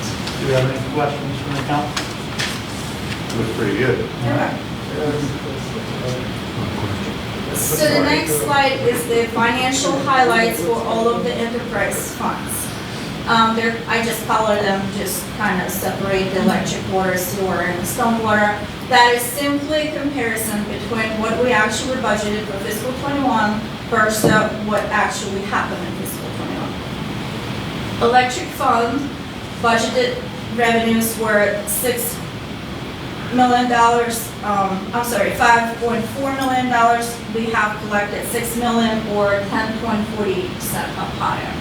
Operating revenues, now this is operating revenues including the capital projects. We have budgeted 5.4, and expenditures come pretty much on the dot. Overall, the revenues over the expenditures created a change of $623,000 for the electric fund. Water revenues were budgeted at $941. The actual revenues came up higher, 23% at 1.2. The expenditures were budgeted the same amount, but the expenses came below the budget at almost 9%, and that created a difference of $352,000. Sewer fund revenues up 31%. The expenditures were down 12%. That created a difference of 1.3 due to the actual impact fees for proceeds from the sale of EDUs. Stormwater fund budgeted at 168. Revenues came at 189, 10% increase. Expenses were down by 23%, a change or a difference between revenue and expenses of 53,000. I'm going to go through each fund and just give a brief overview. Now, the next one, if we look at the fiscal 21, the graded depreciation, I'm using the fiscal 20 amount since I don't have the exact placement of that so far. So if we look, it's pretty much the same what I just gave you in the previous slide, excuse me, except I'm adding the depreciation here or subtracting. Adding also interest expense and insurance receipts that we had for electric fund.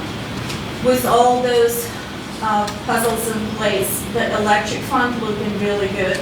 There is an increase in the net position for the whole year of 623,000.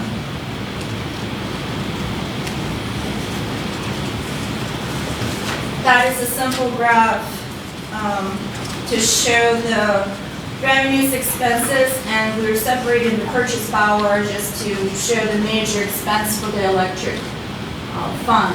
The green bars are revenues, the orange expenses, and the red ones are the purchase power. As you can see, the purchase power are very stagnant. It's pretty much level through 4 years. And I believe we have a great membership with the AMP and BGM group, so that helps a lot. The revenues doing pretty good. The expenses looking below for 4 years, so that's what we want to see going further in the future. Electric fund, capital projects. We have generator monitoring and control system, power plant relay upgrade, monitoring easy gen relay in the power plant 3 relays again for the power plant. In power distribution department, we have transformers and pole replacements. And that's actually our Teams engine, the new one.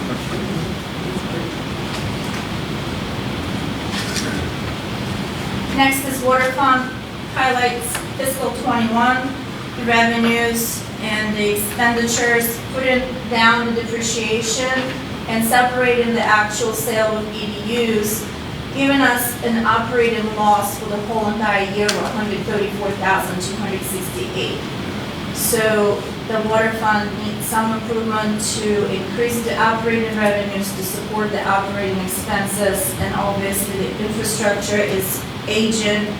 I believe the depreciation will be changed even to the greater, so the loss probably will increase.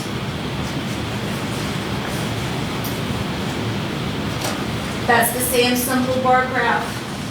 The green is revenues, the blue expenses, and the dotted line is our sales of the special connections or EDUs. So as we can see, the expenses is much taller, higher than the revenues, and the losses are on the bottom, even though the overall numbers are much better in comparison to 2 to 3 years ago.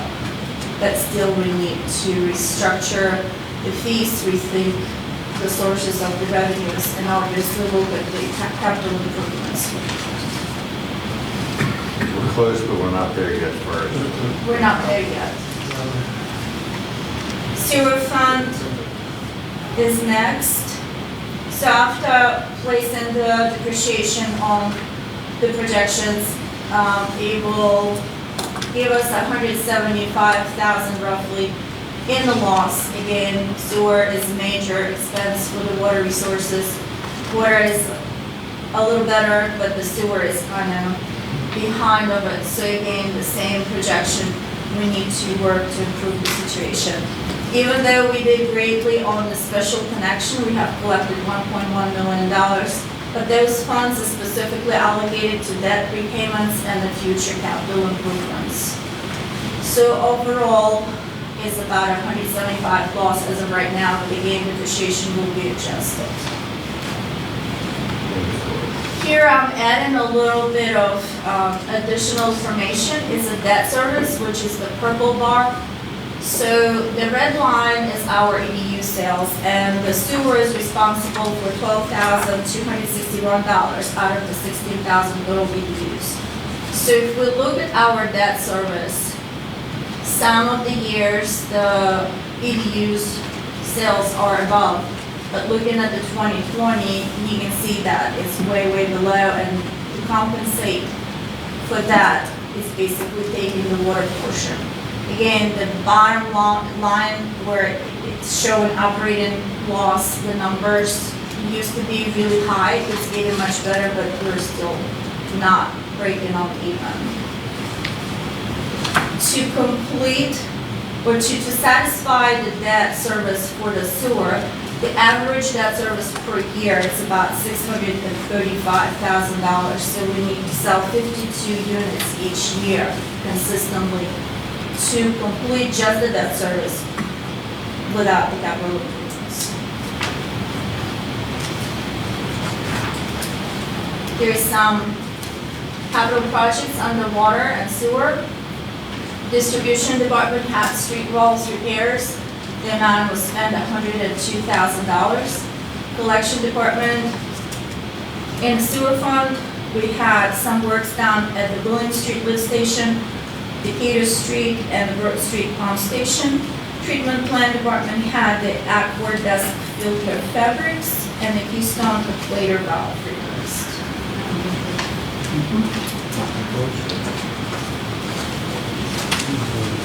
So the last one is our baby fund, stormwater fund.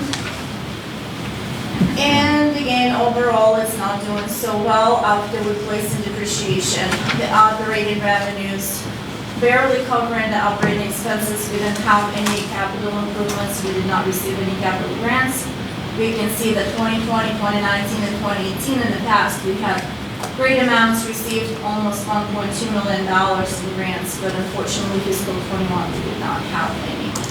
So the stormwater fund should be on the radar to restructure the fees, rethink of the structure of the fee, because we need to move forward to complete the capital projects. I'm sorry, Natalie. Yes. Can you go back to that one? Sure. And I missed this. Where is the grant figure? On the very bottom, capital grants line, there's nothing for 21, but then you have amounts listed for each year after. And within the FY '22 budget, you're looking at almost a copy paste of 21 for the storm. It's pretty much the same, yes. So 2018 looking great for stormwater here. We had a huge amount in grant, and then it's kind of depleted. And now the 21 missing the whole middle part of it, and the operating expenses, which is green bar, is much higher than the revenues. It would create operational loss. Right now, without the actual number for depreciation, I'm projecting $82,000. And there was none of the capital projects for stormwater, so I don't have anything. I'm just going to take your questions, please. If you can go back to that previous slide on the stormwater. And we don't have to get too into this tonight, but from 2018, 2019, the grants went down almost, 800 and some thousand. Is that? Yes. Why? It's based on what projects we have to We do. had several phases of the projects for the stormwater when we started. The general fund was funding the stormwater by $350,000. We had a leverage. Slowly, the decision was made not to transfer the amounts because of the due to the larger amounts. And the grant structure, basically, you have to show a positive net inflows on the fund to be eligible. So it's kind of on a standby freezing point right now. The grants were received were fully expensed for, I believe, phase 1 through phase 3 of the stormwater projects. Thank you. Where we're at on grants for stormwater, the latest conversation, and Jamie helped me out, but we're looking at grants for not only the work, but we're also looking, where we're at in phase 2 is the design aspect of it. We need the design done to be paid for. So again, there's going to be a time lag from the design until we actually get to elbows on, feet on the street. And part of the other side of this is that we don't have a whole, none, basically, no capital within the fund to leverage for grants. So we've been in that position for 21. We're in that position again for 22. So very real conversation. And if I may, Mayor, the one thing that I do want to say as well, because I know I've had conversation, I believe, with Councilmember Purnell and Councilmember Nur, in the Water Resources Fund for a second. Again, now we go back to where we show what our debt service is. If you take a look for a second, you need, as Natalie said, roughly $635,000 in special connection fees to cover the debt. So we're not there where we're not at the panic zone yet, but the concern that I truly had for this utility, we're going to be at a point, at some point, where we're at capacity, if you will, with the treatment plant. We're pretty close. We're pretty close, that's right. So the concern I have is when we get to that limit, we got to find $635,000 because you're not going to sell EDUs. But not just that, you gotta find $630-something thousand annually to cover the debt service. That's right. And then an additional $2.2 million plus to make an upgrade in order to be able to continue to sell EDUs. So you're in a conundrum and a half. So the question is, are we charging enough for our? And, well, no, I mean, if We're the highest of anywhere around. But yeah, if you look at the water study, Troy's not wrong. I mean, when you look at our peers, we are the highest on some of our rates, we're the highest on our connection fees and EDU charges. He's not wrong. But we're green. Although in the county, they're treated like a commodity. I'm not here to say what's done there, but what I'm saying is that our commodity, as you put it, is running dry, and we still have to pay the note of $630-something thousand annually, and divide that over how many customers do we have, roughly? About 2,500. Yeah, so there's some math for everybody to do tonight. $635,000 divided by 2,500. Those are not good numbers. But related to the wastewater capacity, that in their stages that activities must take place as we reach capacity. Simply stated, correct me if I'm wrong, Jamie, but at 80%, the hand goes up. 80% you have to start planning for a project. Correct. At 90% you have to have a shovel in the ground. That's right. Or you stop, you pretty much have a moratorium. Right. And we are, off the cuff, we're near 80. If not, with some of our projects by the end of the year, going to be a little north of 80. We'll be pushing on it, yeah. $254 Did you do that monthly? monthly. Or, So that's your Annually. 632 annually. yeah, Divided by 635,000 divided by 2,500 is $254. Yes, Okay. I just did it as well. It is? Wow. Yeah.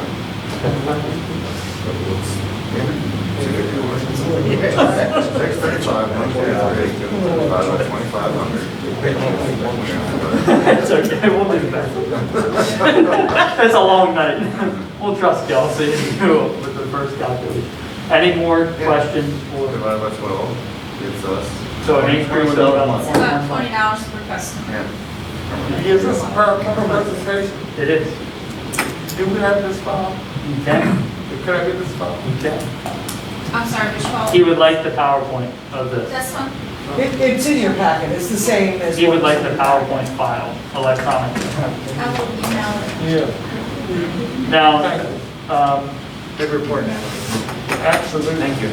Very good report, simple to the point, and very clear.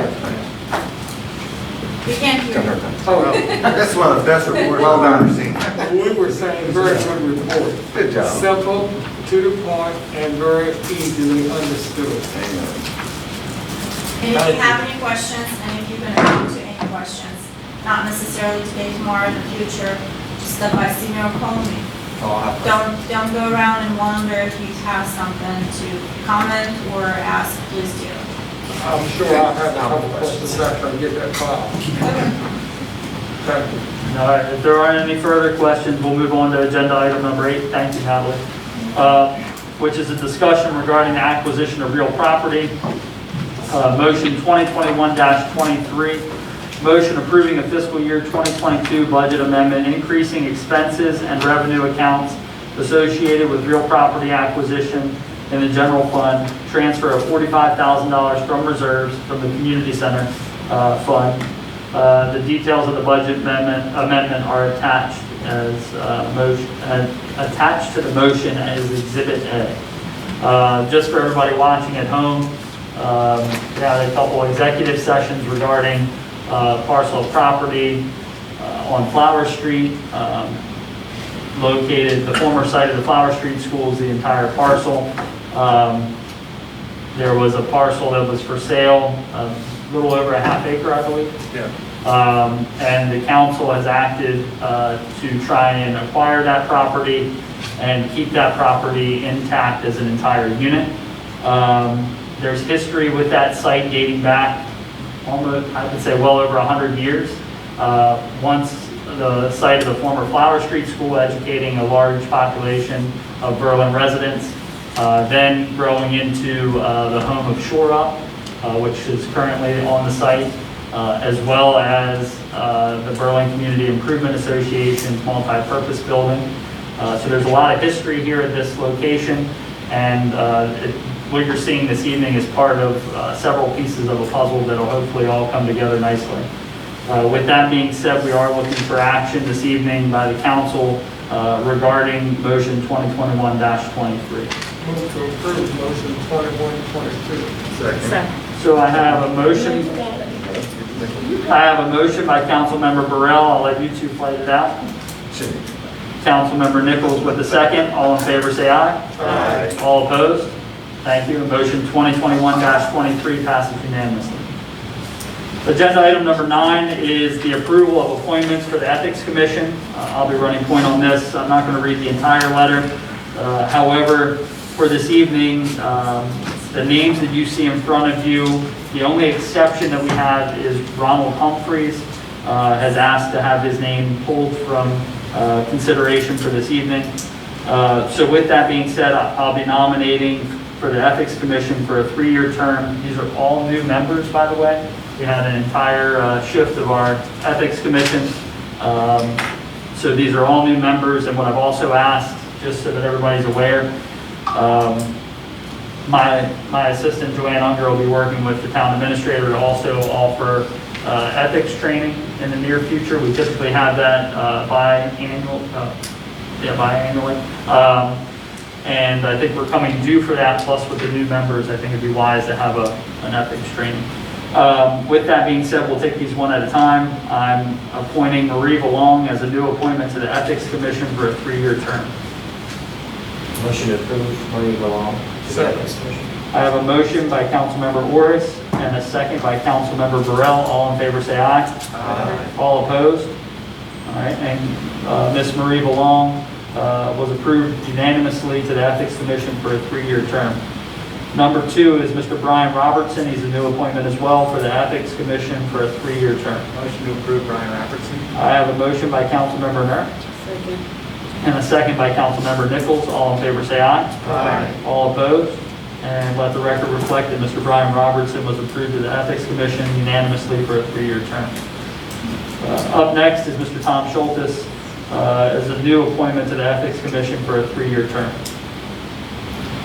Motion to approve Mr. Tom Schultes to the Ethics Commission. I have a motion by Councilmember Orris. Second. I have a second by Councilmember Purnell. All in favor say aye. Aye. All opposed? Let the record reflect that Mr. Tom Schultes was appointed to the Ethics Commission for a 3-year term unanimously. Thank you. All right, item number 10 on this evening's agenda is a review of the goals and objectives of the Berlin Beautification Committee. Councilmember Orris kindly pointed out a grammatical error on, let's see here, the second line in, that is supposed to read aesthetics. I have already change that verbiage, so let the record reflect that.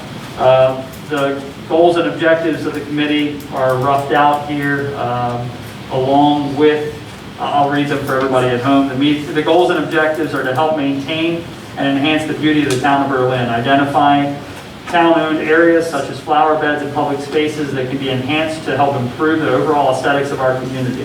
The committee should take a holistic view, inventorying and developing a plan for spaces throughout the town of Berlin. Additionally, the committee will help promote the town of Berlin's Adopt a Flower Bed program, identify projects for business corporations and/or corporations that would like to give back to the town of Berlin, work with the Town of Berlin Public Works Department to create a list of projects for residents and volunteers that would like to give back to the town of Berlin.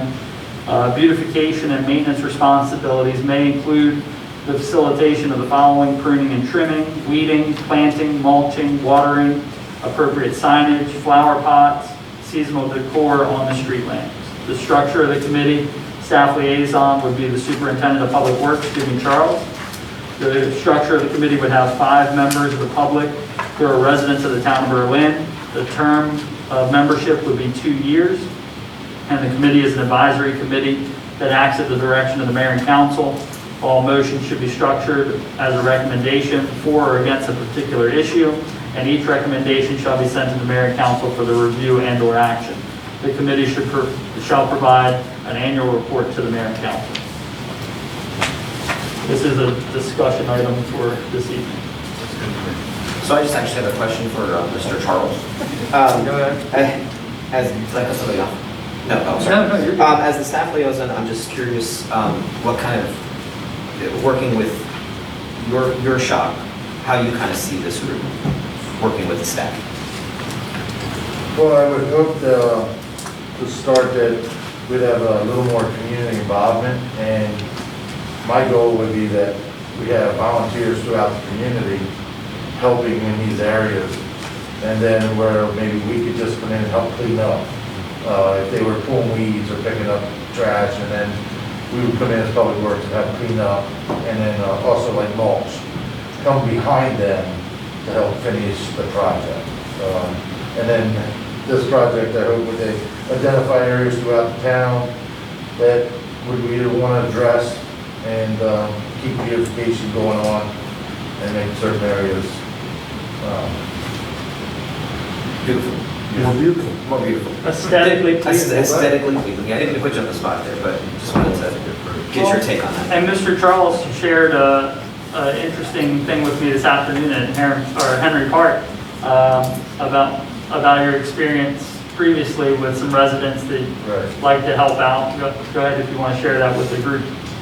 Past experience, we had some local residents where she'd actually ride to the location and she would pull weeds and plant flowers, and then we would come back and help pick up the weeds that she would pull, and we'd bring mulch and she would mulch the area. So that's where the community involvement comes in, that it would actually help take a look bearing off of public works to still keep the beautification going within town, but it would actually give us an asset that we get the work done, areas of beautification done, and then we could come in as minimal as picking up and cleaning or adding mulch and then adding water and that type of stuff. And this year we were hit particularly hard because despite advertising for part-time help, the labor market's so tight that we really didn't get anybody at a time where we would typically have between 3 and 4 seasonal employees.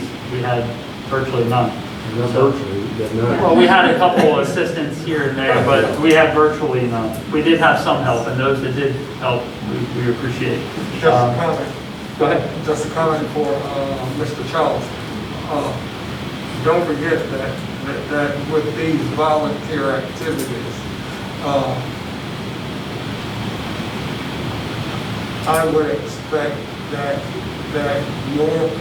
your department would supervise and offer technical assistance as needed to these volunteers. Because don't forget, ultimately, the town is on the hook for the liability of these activities. So just be reminded that, You will, that be aware of that that. would be your responsibility on your part. And with that being said, some examples, like this is not something new. Other communities have these type of entities as well. Some of them had operating some equipment in them. I intentionally excluded that from ours because I thought that did open ourselves up for some liability that we didn't need. I believe Councilmember Purnell made a motion to approve. Is that correct? I thought you did. Okay, don't let me put words in your mouth. Okay. I did. It's good to me. Take a motion to adopt it. I'll go ahead and second. All right, I got a motion by Councilmember Purnell and a second by Councilmember Horace approving the creation of the Berlin Beautification Committee as specified with the grammatical change or spelling error fixed. All in favor, say aye. Aye. All opposed? Let the record reflect that the Berlin Beautification Committee has been approved unanimously. All right, let's see. Agenda item number 11, Town Administrator's Report. I don't know about you all, but I'm getting a little tired. I am too. So I will be brief. I got a notification today from Kevin Smith from Maryland Coastal Bays, and I want to acknowledge quite a few folks here, and then I'll tell everybody what it's about. Mary Boland, Dave Engelhardt, Water Resources, Electric Resource, Public Works, and many, many volunteers in the town, EA Engineering, Goody Hill, and all the other town staff that I may have missed, but Maryland Coastal Bays, I'll read this to you verbatim. He says, I'm thrilled to let you know that the town of Berlin will be receiving a Gold Star Award from the Maryland Coastal Bays Program. The award recognizes the extraordinary work of our partners and volunteers in helping to maintain the environmental integrity of the Coastal Bays watershed. Specifically, the town of Berlin is being recognized for the work in collaboration with EA Engineering to convert an old electrical transfer station into a gravel wetland and help improve the water quality in Newport Bay. Berlin's forward-thinking and EA's design represent an excellent example of innovation in water management. Very nice. That's very nice. A lot of folks rolled up their sleeves. Jamie, about 7 to 8, oh, he's gone. He fell asleep. 7 to 8 months worth of work, things that were done, it improves the water quality, environment, it's helped out on the flooding down there. What else can we add about that Graham Avenue project? Submerged gravel wetlands on Graham. It's helped with relieving some of the flooding. That's probably the largest one, I would say. I would say it's also created some habitat. Pollinator, there's a lot of pollinator-friendly plants out there, frogs. Yep. There's also verbiage on that sign that talks about the amount of, what is it, phosphorus that is filtered. Nitrogen, yeah. And nitrogen that is filtered with that site. It's a pretty, I was literally there the other night reading the sign because it had been a little while since we approved that project. But yeah, take some time, take a look at it. The one thing while we're discussing that, I thought when we looked at approving the site, that we wanted to have a pedestrian pathway beside the church. Yeah, it goes along the church and the Alpine wetland. But I think there's a ditch there, so if we could explore almost like what's over at Franklin, what is it, Henry's Mill, Henry's Green, that little pedestrian style bridge, if we could look at something like that, it would line up nicely from a neighborhood right to the park. So, and I'm pretty sure that that was discussed when the project was approved. We'll have to go back and take a look. That's awesome work and very nice recognition. And I want to make the council aware that we met again with Jean Holloway last week. Jean is getting very close on her final draft. Once we get that, and it should be any day, we'll present that to you folks, and then Jean will have her on maybe as soon as the next agenda or the one thereafter. But Jean's on her way, as I call it. Jeff, just to clarify, those will be observations and conclusions. That's right. That is not an actual water sewer study. got some good information in it, though, it really does. And then a reminder, this coming Thursday, the 16th, from 11 to 1, at Savage Substation on Schoolfield will be the ribbon cutting for the new solar array. That concludes my report. Any questions for the town administrator? All right, let's start with departmental reports. I assume the chief, Lieutenant Fisher told you. Okay, we'll start with Ivy Wells then, please. Economic and Community Development Director. Good evening, Mayor and Council. I was out for about 10 days, so just fresh coming back. Just wanted to let everyone know that Berlin is a stop on the Poker Run. It's Bike Week this week. We are designating an area for motorcycle parking starting tomorrow, and we are one of the stops on the Poker Run. And that's all I have for tonight. Gearing up for the holidays, actually, already. Thank you. Any questions for our Economic and Community Development Director, Ivy Wells? All right, up next is our Electric Utility Director, Tim Lawrence. Good evening. Good evening. I'm going to make it short. Thank you.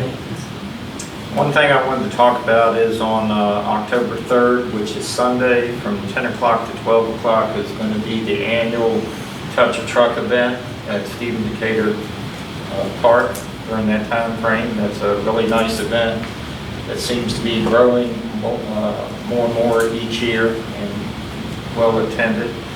And then also, like Jeff mentioned, we're going to have the solar array ceremony, which is going to be on Thursday from 11 to 1 o'clock down at Schoolfield Street.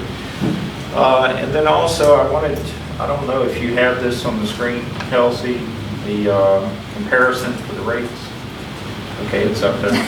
All right, sorry, I can't see my glasses are fogged up from this mask. Anyway, if you look up there, we have one of these done each year when we have the Touch a Truck event, because we actually hand these out to the customers that come by and explain to them about our rates in the electric field. Compared to Delmarva Power and Chop Tank, we are doing very well. The average, let's say the average bill, 1,000 kWh consumption, town of Berlin is $121. That includes customer charge, energy charge, and PCA charge. If you look at where we were at in 2008 and where we're at today, the average bill was about $180, and now today it's $121. So that we're doing really well when it comes to the electric rates. That's included in the utility bills that go out, right? I believe so. I think so too. Is that right? This comparison? No. No, you don't include that in the. I thought that in years past it had been included. We had an insert on specific months, but it's a separate page. Can this go in with the utility bills that are sent out next? We can create a special stuffer, yes. Thank you. I think that would be beneficial. Well, Troy's going to stand at the top of town hall. I get calls from Troy about it. But yes, if we could include that, it'd be helpful. Any questions for our electric utility director, Tim Lawrence? That's it. I have a comment. Councilmember Burrell. My comment relates to then and now. You see those comparisons on Facebook sometimes. Right. Then and now. And then I can say to him, you being here and this utility being under your supervision and your leadership has flourished. And I just want to thank you publicly for what I feel is a job well done.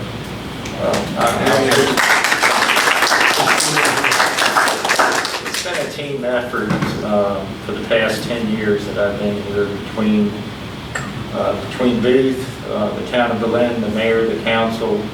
The big defining factor in it was when we joined AMP. That really put us over the top. And we've been doing really good ever since.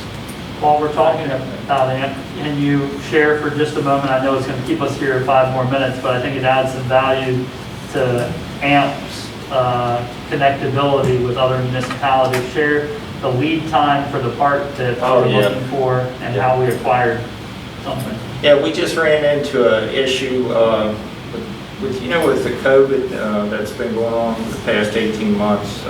Equipment, materials have really, the lag times as far as delivery have really expanded, tremendously. For example, we would order a transformer and normally it takes 14 weeks. Now it takes up to 40 to 50 weeks to receive a transformer. So we ran into a situation where we needed some equipment and we needed it in a hurry, and we found out that it was a 40-week lead time, so I reached out to AMP, which represents 140 municipalities, and they basically put out a mass email to all 140 municipalities. If any one of them had this certain equipment, could the town of Berlin actually purchase it from them, and then we will replace it when our equipment comes in. And within 10 minutes, I had like 6 emails from 6 different municipalities.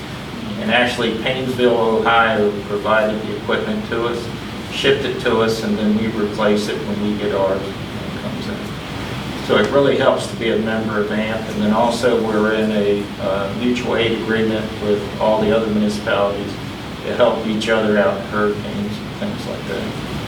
Thank you. Thank you. Up next is our Chief of Police, Arnold Downing. Good evening, everyone. First of all, I'd like to go ahead, and I think Jeff has already announced to the whole council in reference to the USDA grant.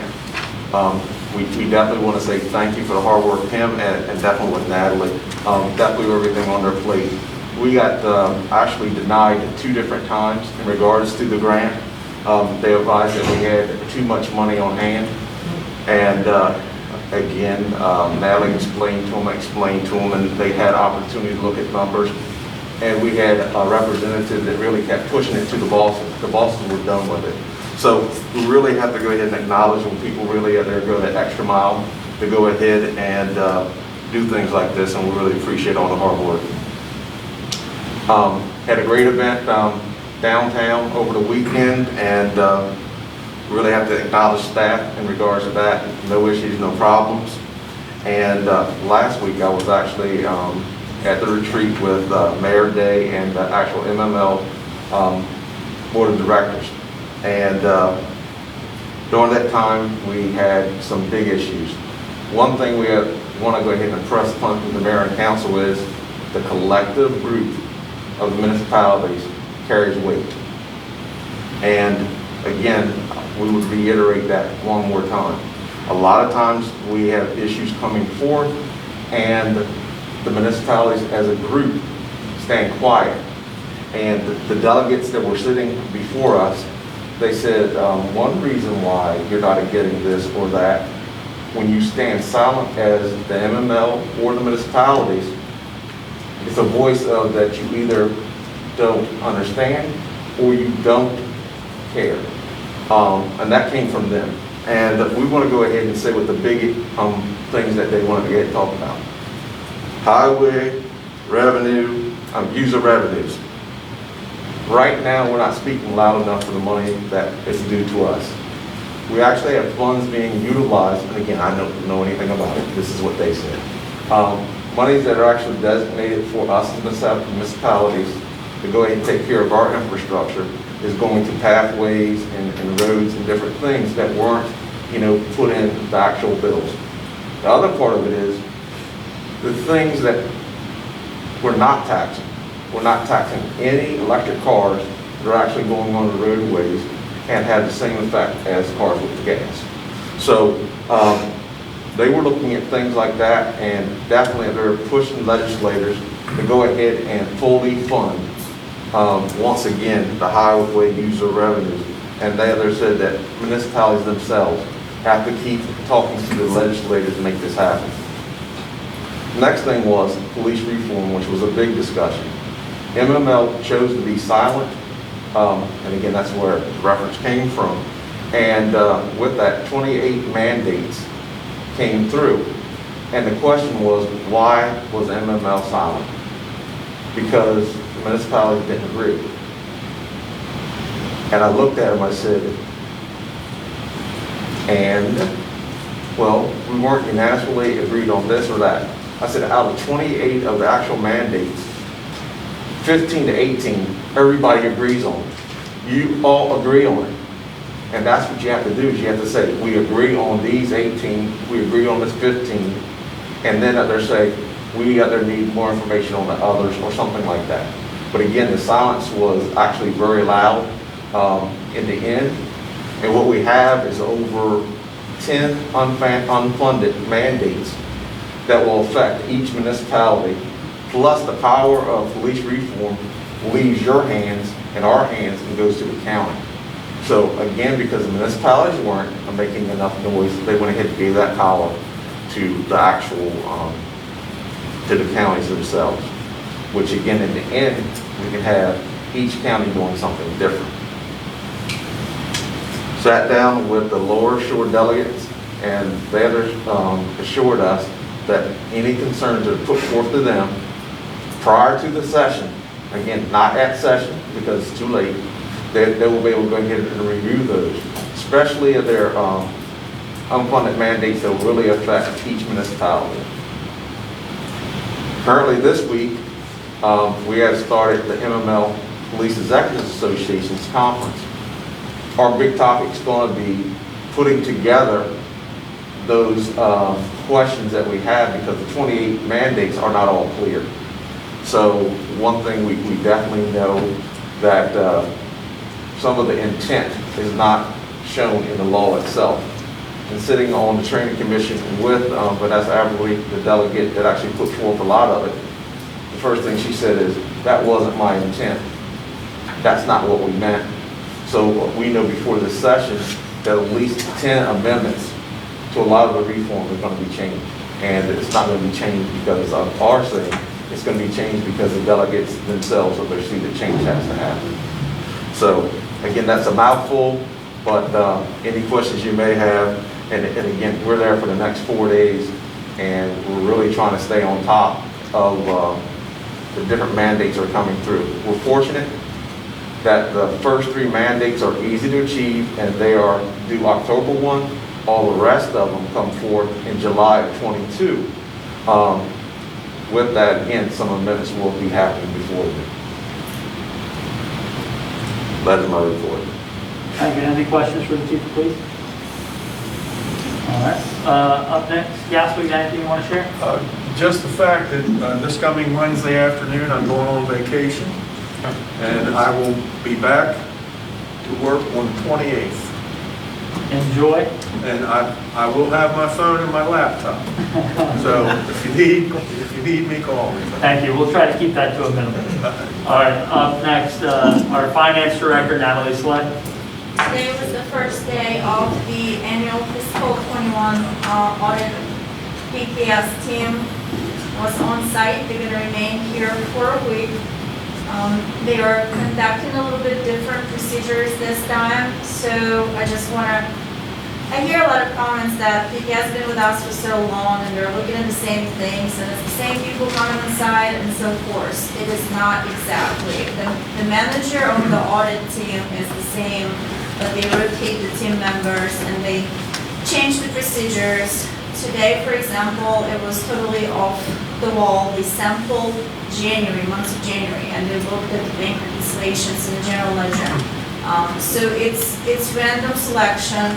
They look at the invoices, it's a random selection. They pull the checks and balances. They look at the invoices, they look at the general ledger, journal entries, cash transactions, deposit, all the expenses. So it's very thorough. When they're on site, actually, they do everything. At the moment, we don't pre-submit anything except the trial balance and the budget in advance so they can put the numbers. Additionally, I want to add up so you can pass it on to all of the residents of the town of Berlin that there are funds available, still funds available for residential electric under Shore Up program. We have printed applications downstairs available. Person can walk in, grab an application.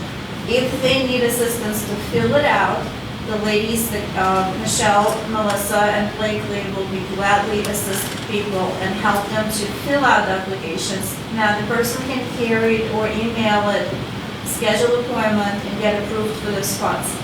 There are funds available for water bills as well. All they need is call town hall and the ladies will help them to connect to the right agency to receive the funds. And Ivy forwarded the email a couple of days ago. There are funds available for renters. If you're renting and you are behind on rent due to the COVID, State of Maryland provided assistance as well. So please pass it along. Thank you. Can you see if we can add something to our Facebook page about the Shore Up stuff being available? It's there. If we can just like do another post or reshare something to be able to get that to the forefront of everybody. I'll talk to Mary, sure. Thank you. Any questions for our Finance Director, Natalie Sledge? Thank you. Up next is Water Resources Director, Jamie Lapp. Good evening, Mayor and Council. We replaced the fire hydrant on Branch Street this past week, and we will be doing another one on the corner of Franklin and Bryant Wednesday. We handed out cutoff notices, which only affects 6 residents. They're 1947 or 48, I think we're replacing, so.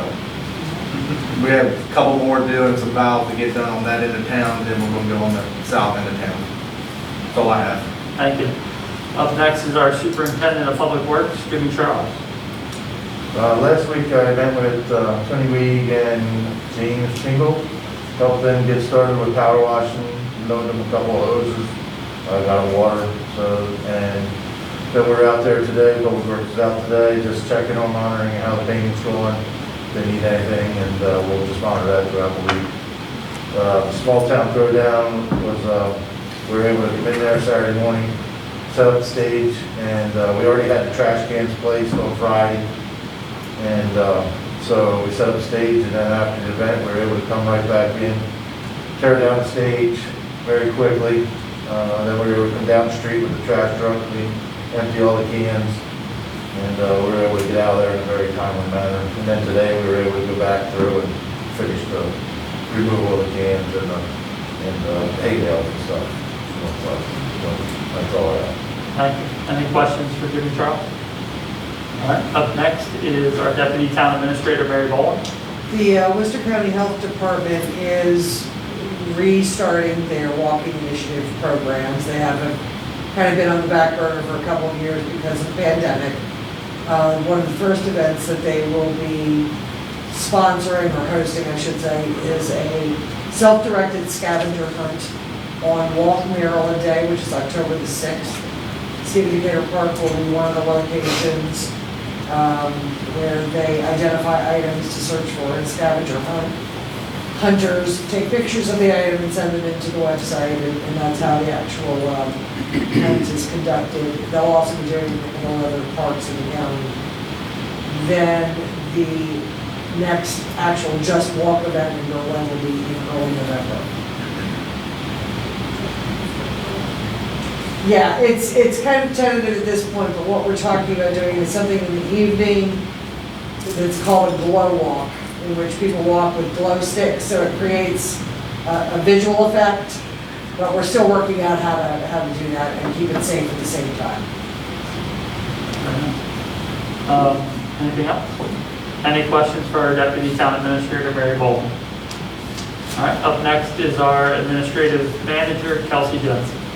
I wanted to let everyone know that Chris Carroll with One Digital will be out sometime in October. I'll send some more information out, but to specifically do a presentation on Social Security and Medicare. So that's open to all the staff. I will pass information along once I have a date set up with them, but it will be in October. Nationwide, we will have our representative out here, and that's for any employee who has a 457 account or is looking to set one up. He will be out here on October 8th from 9 a.m. to 1 p.m. And then the flu, Tdap, pneumonia, shingles, hepatitis A and B, we will be doing those shots here on site through Rite Aid, but here in the council chambers on September 29th, I believe that's a Wednesday, from 11 a.m. to 12 p.m. You must register for that. If you want to receive the shot, you must email me. I will include you on their list so they know how many of each shot to bring. And then there's a form you'll need to fill out ahead of time, which I can provide you with. And then I just wanted to mention too, we have had 2 resignations in the last week or so. So working with the departments and town administrator and mayor to try to work towards getting those filled and moving forward. So Let's plug one of those if you don't mind. We are hiring for Yes. police officer position, Yes. entry level position. Chief, do you want to say a couple words about that? Again, that'll be entry or certified. Yes. Again, we are looking to go ahead and go through a whole process. And looking at the academy, we have a short window if we want to go ahead and go that route. So again, we've already started that vetting process. We've also been made contact with Ocean City with their seasonal program, which we've actually been successful. But Baltimore City there has come down and grabbed 10 already. So that's the world we're looking at right now. Employees in every field, especially ours in the corrections, is being very difficult to go ahead and actually select viable candidates. And folks that want to find out more about that, go to the police department page. yeah, the job application or the job description is on the town's website, but if you are looking for the application, it is directly through the police department. They have their own application because they have a more extensive background. So you do not fill out the form that is on the town site. Go to the police department site. So that is berlinpd.org, correct? BerlinMDPD.org. berlinmdpd.org. Yes. It's only 13 Berlins and Yeah. And that link is, if you go to. Yes. If you go to berlinmd.gov and look at employment, it'll route you to the police department page. And I was just going to say, I do want to make the announcement too that applications are not accepted through Facebook. We've also had people applying through Facebook. We've written specifically on there that they will not be accepted via Facebook because they have to go through the police department, not our Facebook page. So. That is the first test of Yes. following Yes. Give them all back And the one thing I want to add, Chelsea mentioned about flu vaccines and pneumonia and all that taking place in here. For anyone that is on the town's insurance, I can't speak for the other folks. Again, this is a convenience. Yes. You can still go to your provider, you can still go to Rite Aid. This is being done again as a convenience. And some of those are two-part shots. So you would receive the first shot on site, and then they would schedule with you to come to the Rite Aid right here in Berlin for your second dose. So it's just convenient, like you said, to just get it here, and then they'll help schedule you for your second. So. Perfect, thank you. Any questions for our administrative manager, Kelsey Johnson? All right, up next. Agenda item number 13, comments from the council. Councilmember Burrell. Two things. First of all, some of you may have received a correspondence that has returned my return address, and it is advocating for a no vote on the ordinance related to short-term rentals. This correspondence may imply or may indicate that I am in support of voting no for this ordinance. That is a misconception. I had nothing to do with this correspondence going out. This correspondence was sent by the Realtors Association. Coastal Association. Citizen? It's the Coastal Association of Realtors. By the Coastal Association of Realtors. I had nothing to do with this mailer. Nor at this time have I developed an opinion or a vote of this ordinance. I am still in the process of gathering information. And those individuals that have returned these cards, thank you for sharing your opinion, but be advised, I am not advocating one way or the other at this time for this ordinance. Second thing, it is, in my opinion, very important that we as a council, we as a town, be consistent with our actions. When rules are made, when regulations are passed, we need to implement those the same way across the board, regardless of who comes in or who doesn't come in. We need to be consistent. We need to be consistent and treat every person, every organization, every entity the same. And we just need to follow our own rules. That's all I have. Thank you. Councilmember Purnell?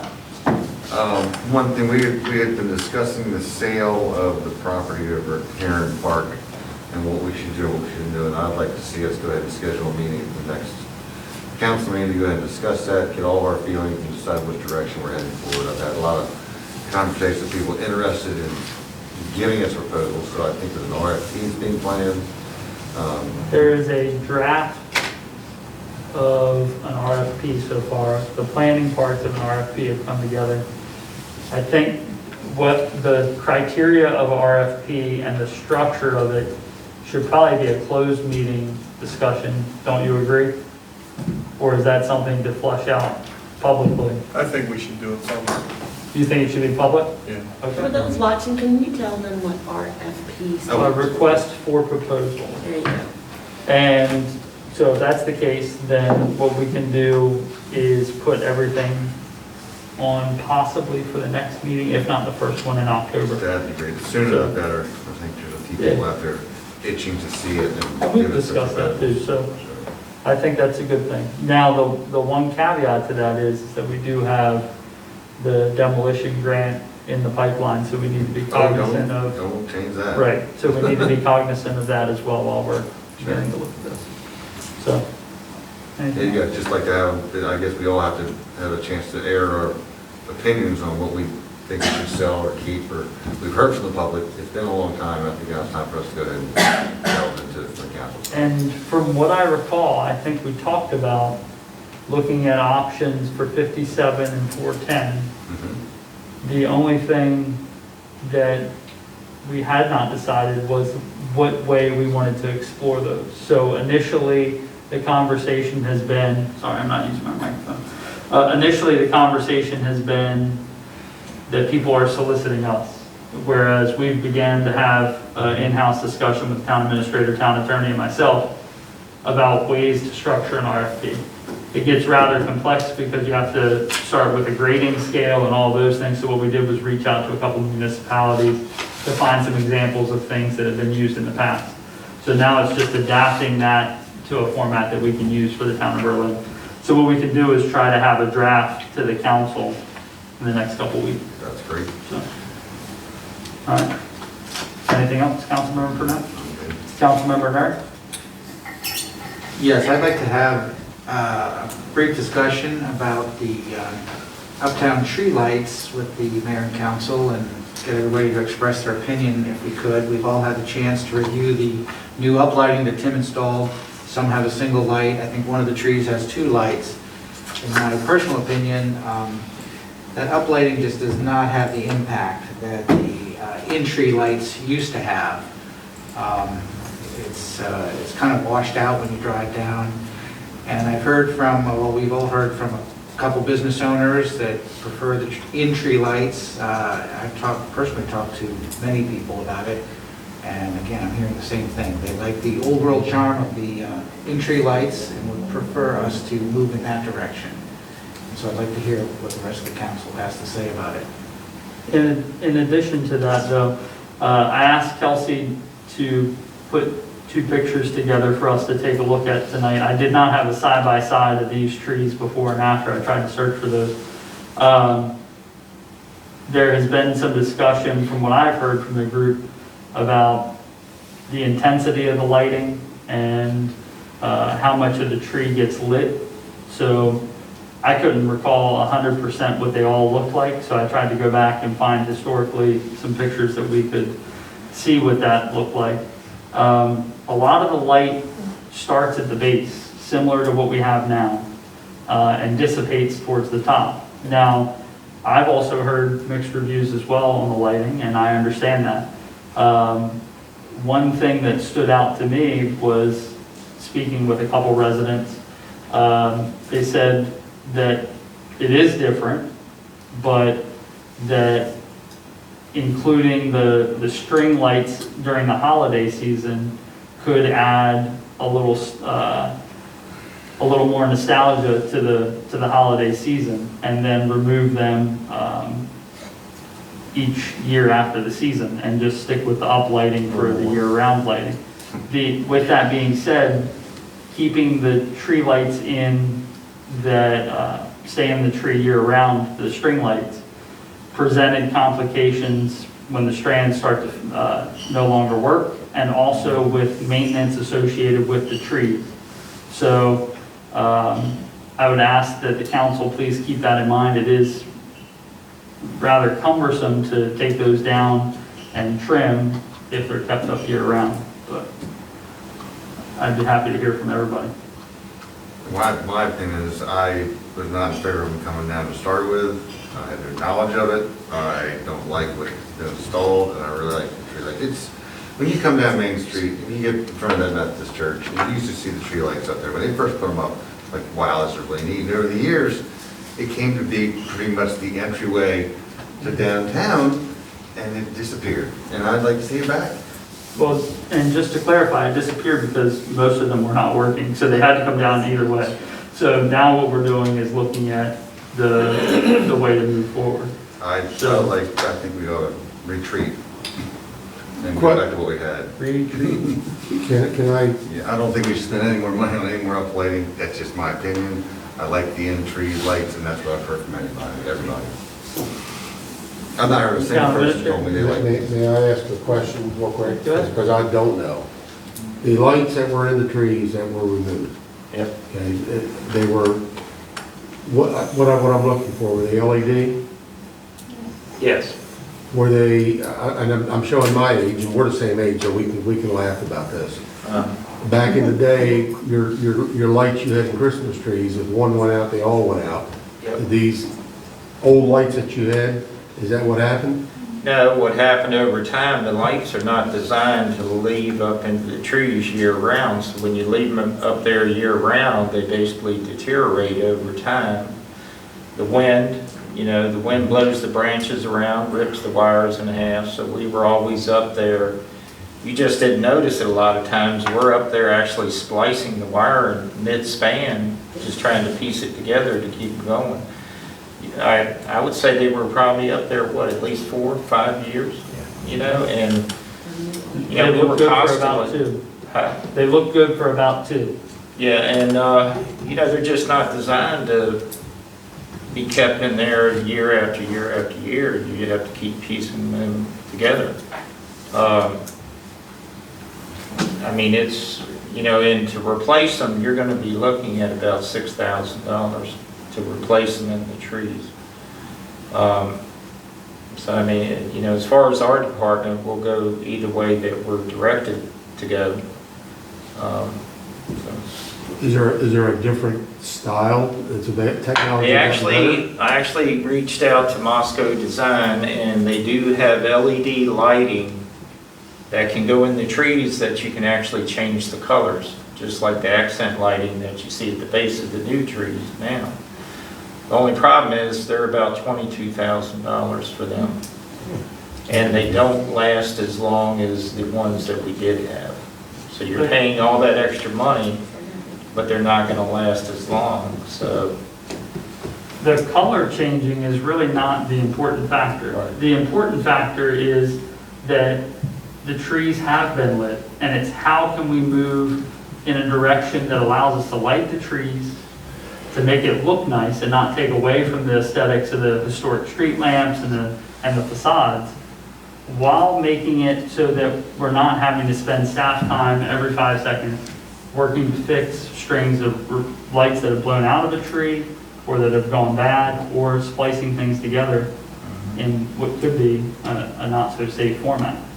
So there have been other things that we've looked at too with other municipalities where they wrap the base of the tree. You can see it a little bit in that picture to the left. The problem is with these small trees that you have there, it's going to look rather weird if you start to wrap the base. It's going to look strange. But I think we could, Ivy and I have talked about some other holiday lighting, like snowflakes, things like that. We could look at options like that toward the holidays, to put maybe snowflakes in the trees to add a little bit of attention to the top. But maintenance-wise and long-term, like how it's going to look over time, the uplighting is different, yes, I'll agree with you, but it might be our best option. Tim, I just have a question. And I'm not suggesting that we do anything right now, but the street lights themselves. The Victorian lights? Yes. Are they, were they always as bright as they are? No, not at one time. They were upgraded to LED, what, 5 years ago, I guess? 4 or 5 years ago.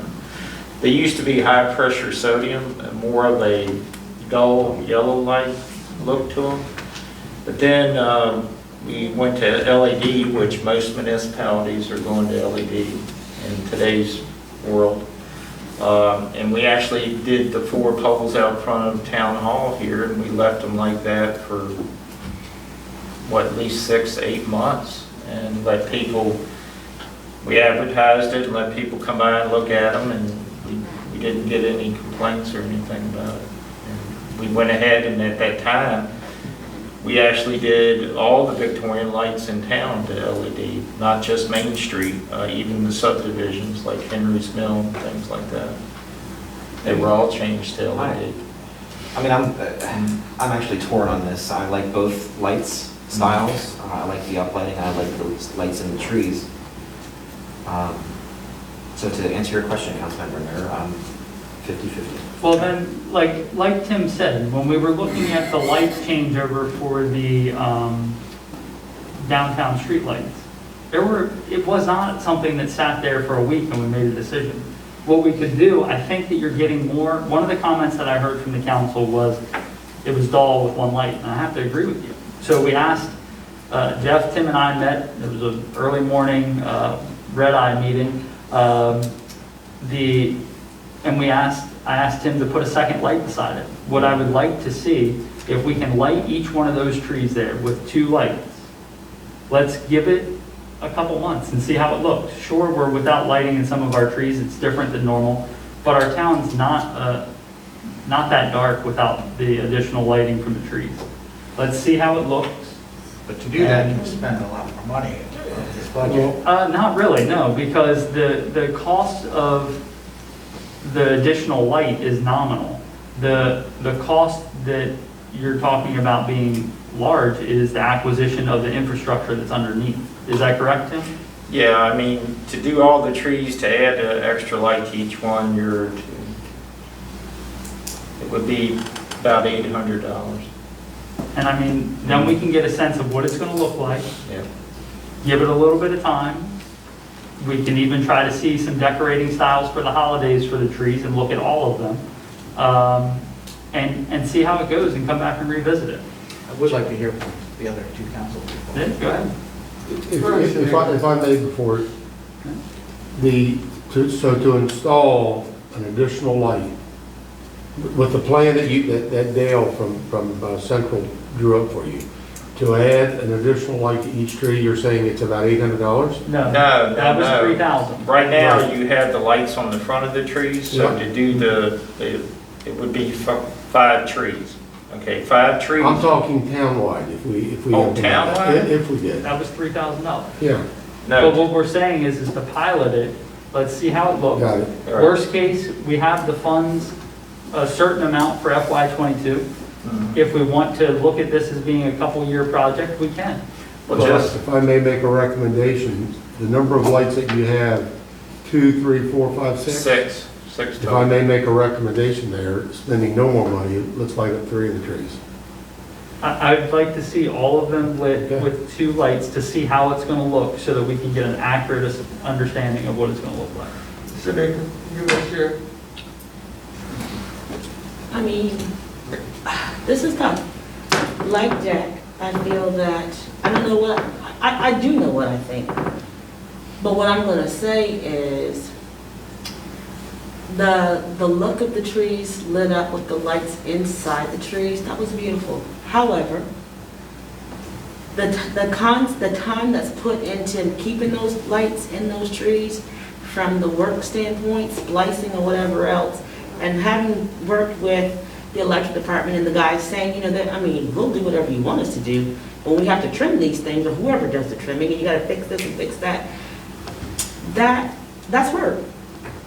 This right here, it's not what we're used to, it's not the most aesthetically pleasing, and I have had people, you know, reach out and say, hey, look, I don't like this, this is air pollution as far as, not pollution, but I can't, light pollution. I can't see my stars the way, you know, we put all this stuff, I can't see like I would otherwise. Why are we doing all this and we already have the lanterns in town? It's mixed, it's mixed. Me personally, I think it's nice to see the ones in the trees. I think this is okay too. In the grand scheme of life, either way, I really personally, it doesn't matter to me which one you choose. But, like I said, constituents are calling me. Many of them like the ones in the trees. Other ones don't like the idea of not being able to see the stars with the possibility of all of the uplighting, so. Councilmember Burrell? I have had people say to me, who decided to take the lights down initially? Why did we take the lights down? The lights were wonderful. The lights were beautiful. The lights put me in a festive state of mind when I walked downtown across from that church and seeing these lights in the trees. It was something that I looked for. Now I barely notice the lights in the ground. When are you all going to change, get the lights back? And yet I don't have an answer to that question. You know, we talk about maintenance and upkeep and spending money. Sometimes it just comes down to preference. It was the preference of the people that I spoke to have the lights in the trees. And personally, sitting here, that is my preference also. That in the town now seems dark, it seems almost unsafe, and it seems like a place that I do not want to be. The lights in the trees did not do that for me. It put me in a different state of mind, a more comfortable state of mind.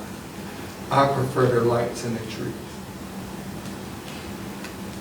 So based on that. So how do we proceed? Well, I would suggest, Zach, I appreciate your comments, but at the end of the day, I just don't think these uplightings have the impact that we are looking for.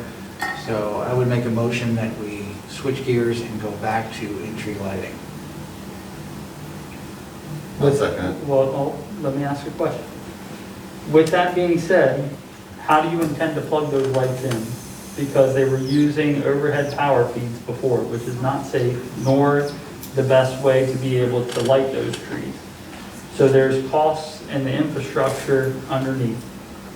And so what I would like to know is, how do you intend to plug them in? How do you want them done? Do you want them strung in the tree as they are in this picture? Wrap the base? What are you after? See, that's not a discussion for us. Jen has made a motion that I think should be addressed before we go any further. There's a cost attached to that motion, and what I'm trying to understand is what is the direction that you would like to go, because we're going to have yes, you can make a motion about wanting to switch gears. You can do anything you would like. But I think you also need to have the full cost of that direction shift in front of you to evaluate. With that being said, I'm asking, do you want to do it at any cost, or? I think we have a budgeted amount for this project, and I think we still have enough money in the budget to complete that task. And I think Tim can figure out the logistics of how to make it safe and the best way to do it. I mean, Mayor, all due respect to everyone here, and I'm about like everyone here. What I see on the right, do I like it? There's some things I do like. I look at the left, or the things that I like. If I like a little kid, I like that one better. It's more better. More better. But, in my opinion, but if we go down the route on the uplighting, and if we go down the route of adding additional lights, let's just say we go that route for all the trees, again, we're right back at square one with that additional cost. I'm not arguing. with you. Yeah. That's a moot point. What I'm asking is, how do you want the electrical infrastructure coming from the bottom up should be the correct way to install those lights? Yeah. That has a cost. The cost of the lights may be around $6,000. The whole line item was what, 8? Off the Yeah, 8, but then with our help in the boring of the underground to feed the accent lights, we were looking close to 10 or 11,000 total. Now, to feed the overhead lights underground properly, basically you'd have to do the same thing that you were going to do for the accent lighting. You would have to go in, boring conduit from a power source to get it to the tree base, and then put an outlet at the tree base, and then go from there upwards. And the mayor is correct. What we did beforehand is we would jumper from tree to tree with, an extension cord or something, or come off a light pole to a tree, which aesthetically didn't look all that pleasing. So to do it properly, we would have to underground electric to the tree base itself, which can be done, but Yeah, there's because a you have cost. lights in it, you have lights in the ground now. What's that now? That's the new infrastructure. Do it now. You talking about the accent lighting? Yeah. Yes. That's because it's a grass area. A lot of the areas that Zach's referring to is concrete and sidewalk. I have to get from a light pole under the sidewalk to come up at the base of the tree. There, it's all grass area or mulch, so we But you were gotta do able it to for hand everybody. it in. We had all those lights in within an hour. We did that within an hour. It's also why we started there. Yeah, that's why, we figured that was the easiest place because we weren't dealing with concrete or asphalt or any of that. But a lot of the trees downtown you have to get from a power source, which is the streetlight pole in the concrete, go under a sidewalk somehow without busting the concrete up, and then pop up at the base of the tree. I mean, it can be done either way, whether you do the uplighting or do the lights in the tree. We can figure out how to get it to the base. How about, Tim, How about have you Same cost either expensed, way. I just want to add, Tim, have you expensed the whole amount for the lights, all the lights purchased? No. The in-ground? No, I'm not. So can those lights that been in the ground be returned? No, not since they've been used and put in the ground. Okay, since, I just have an idea, Mhm. since those are already in the ground, the way they are, 2 lights for the tree. Initially, we planned 1 light per tree.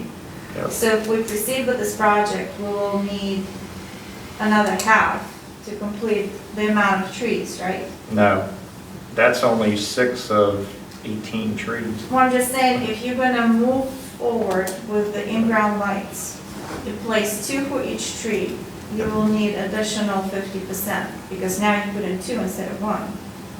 No, Some of it the was tree, it was costed out at additional, the additional cost was $3,000. you gotta remember, some of the trees are smaller. These are some of the larger trees, so they do take two We lights. used to do, I believe, Mary and Kelsey, we used to do some polling on the website before for something. I forgot what project was that. We've done it a few times. Can we post something for a week, leave that as it is? You're saying a poll? Yes. Yeah. Do a poll for this? And let residents poll for yes put the lights up top, or yeah, oh no, for the lights on the ground? No, we have a motion No. to address that issue now. Okay. What I would ask is not the direction you want to go.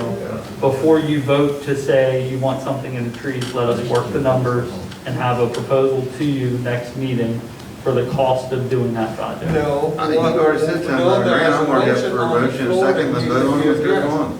All in favor? Aye. Aye. All opposed? Yeah, I'm opposed to. So let the record reflect that the council has requested to move forward with string lighting in the trees within the budgeted amount of the FY22 budget with council member Purnell, Nur, and Burrell in favor, council members Orris and Nichols opposed. Did I summarize that? You did. Sound good? Thank you. And I would appreciate if you would direct staff to come back at the next meeting and share with us how this can be accomplished and at what cost. What are we doing with this lights? But wait a minute, we're staying within the budget that we already have, right? Yes. So within the budget, we need to know how much lighting can actually be done. Because I mean, if the budget is only going to allow us to do like 6 trees, There's enough there. Properly. There's enough there to do all the string lights. I mean, Okay. I would like to recommend one thing. If we do decide to go back to the string lights, I think it would be really nice to do all the trees in that parking lot right there at West and Main Street where the main entrance is into town. Because right now, we only do those trees up against the one shoulder on the right. We actually, when we looked at this accent lighting project, we looked at doing all the trees in that entire parking lot because that is like the main focus when you come into town. That would look really nice to do all those trees in that parking lot. I think that's a great idea. Yep. And it's something to think about, you know. It'd cost a little extra to do it, but it could be done. So can that be included in the presentation? You know, how we're gonna do this? How and at what price? Yeah. Councilmember Orris? I just wanted to echo Councilmember Burrell's comments about the literature being sent out.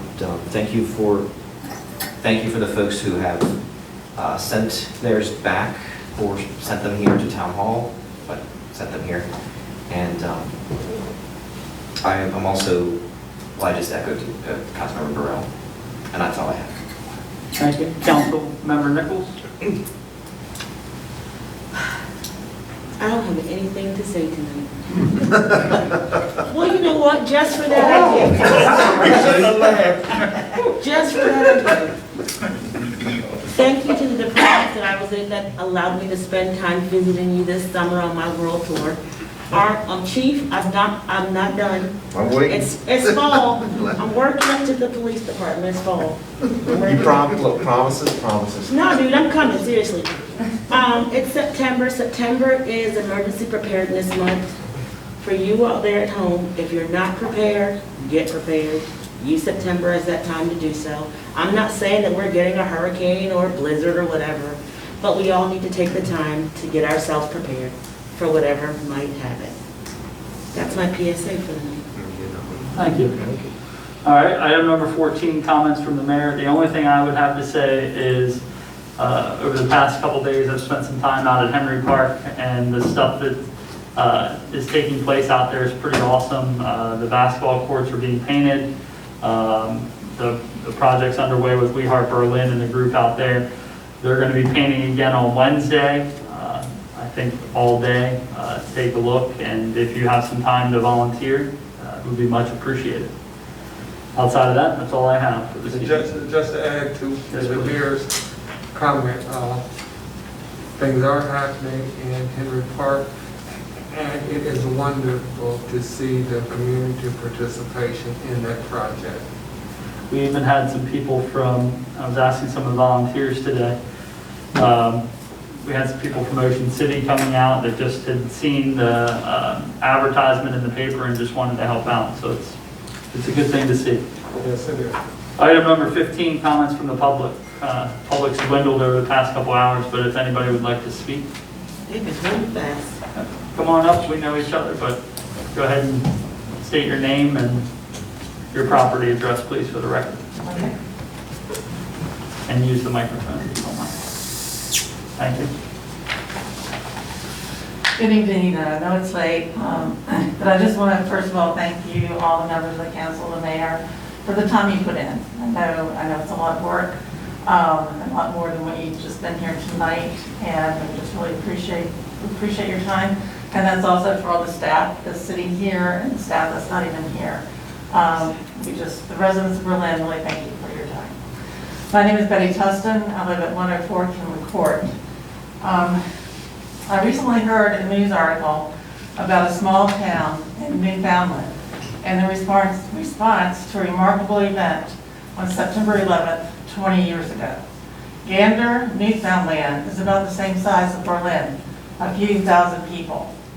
What makes Gander unique is that there's an international airport there that services as a transfer point for commercial flights flying long distances around the world.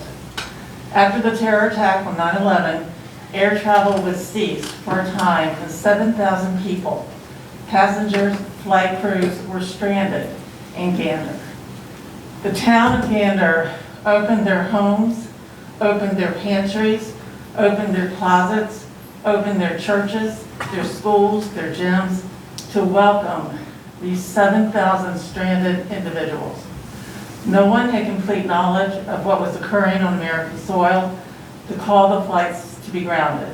So in addition to personal needs, there were emotional needs. No one knew when they would be able to continue their journey. The town of Gander opened their hearts to these strangers. A Broadway musical called Come From Away was written to tell the story, and now it's being streamed as film on Apple TV. I would like to think that the residents of the town of Berlin would react to an emergency, a tragedy, in the same way as this small town in Newfoundland. My husband and I too have come from away 34 years ago to Berlin, and we were welcomed and have enjoyed raising our children here.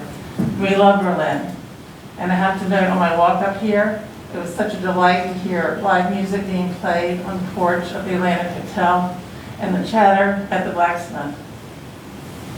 We arrived in 1987 when there were several vacant storefronts and the Hotel Atlantic was in disrepair. We witnessed the influence of several local residents who invested in the hotel, which was the stimulus for the renaissance which has occurred. Other local residents joined the momentum and worked to improve the town to where it is today, winning one award after another and being, I hope, the type of town that Gander, Newfoundland is. One individual who provided services to the town to improve its attractiveness was Judy Ashton.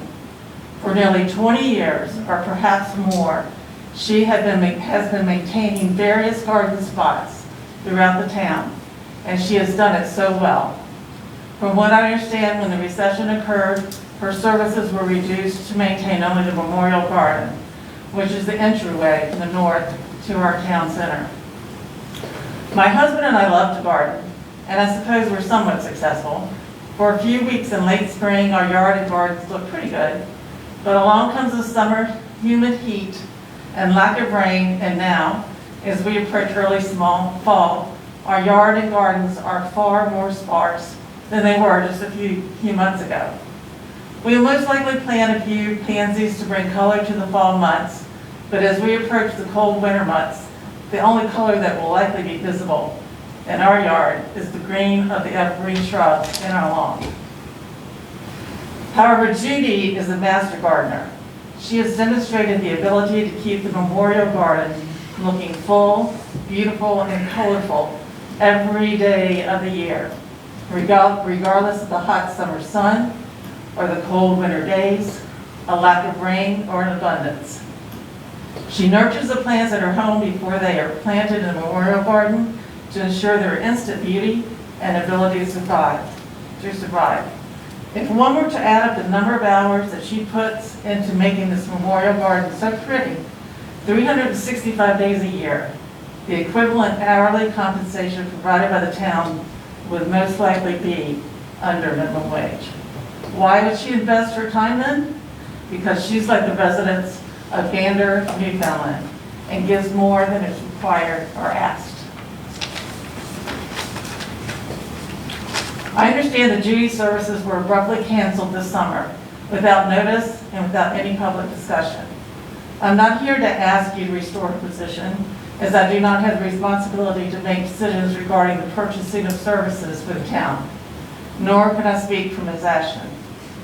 However, moving forward, I would like the decision makers of this town to consider the residents of Berlin and what many have given to make our town as wonderful as it is. While Judy was compensated for her services for over 20 years, the fact that she did her job so beautifully should be commended, and perhaps the mayor and council would consider publicly recognizing her for her services. Thank you for your time. Thank you, brother. Thank you. Thank you for sharing that story of, what was it, Gander? Newfoundland? Gander, Newfoundland. Thank you. Yeah, you have Apple TV, watch the video. Yeah, I wrote it down, thank you. I don't have it, so let's invite me over to your house. We'll stream it. We have an Apple TV around here somewhere. All right, thank you for your time. Thank you. This one right here. I think we moved it, I think.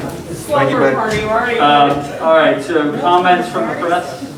Yeah, Craig, I oversee the Daily Gazette. Yep, just come up just a little bit further. We know each other, but it's a little hard to hear, and it's getting late. Yeah, in reference to the closed session on the 23rd. Yes. At the parcel here in Park. Yes. Was there a meeting scheduled with program open space officials that was subsequently canceled by the There- mayor's office? There was a meeting that was scheduled, but they're unrelated topics.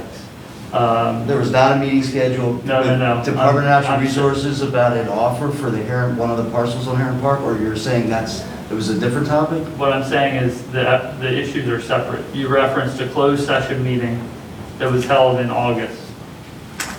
Is that correct? Okay, well, let me rephrase the question. Was there a program open space meeting in reference to Heron Park properties that was canceled by the mayor's office, regardless of the Yes, reference to the 20? that is correct. Okay, can you give us some details when that happened, why? Yeah, sometimes, I also work for Salisbury University, so sometimes when I have something that pops up on the schedule, a meeting does have to be moved. That happens regularly since I was elected mayor. We move things around so that I can attend, and if a council member expresses the same thing, we try to make that same accommodation. This was a meeting that was scheduled with representatives from DNR and I think Maryland Coastal Bays, and their contact was made with them, and we'll reschedule that meeting, no differently than we do with other meetings. When was it scheduled and what are the anticipated rescheduled dates? Any information It on was that? scheduled for last Friday, Okay. and it is not rescheduled as of this moment. Thank you. Thank you. All right, so any other questions from the press? All right, Councilmember Burrell, you're up. Second, hello. All in favor? Aye. Doug McCarthy. Keeping your $10 in the Hallelujah.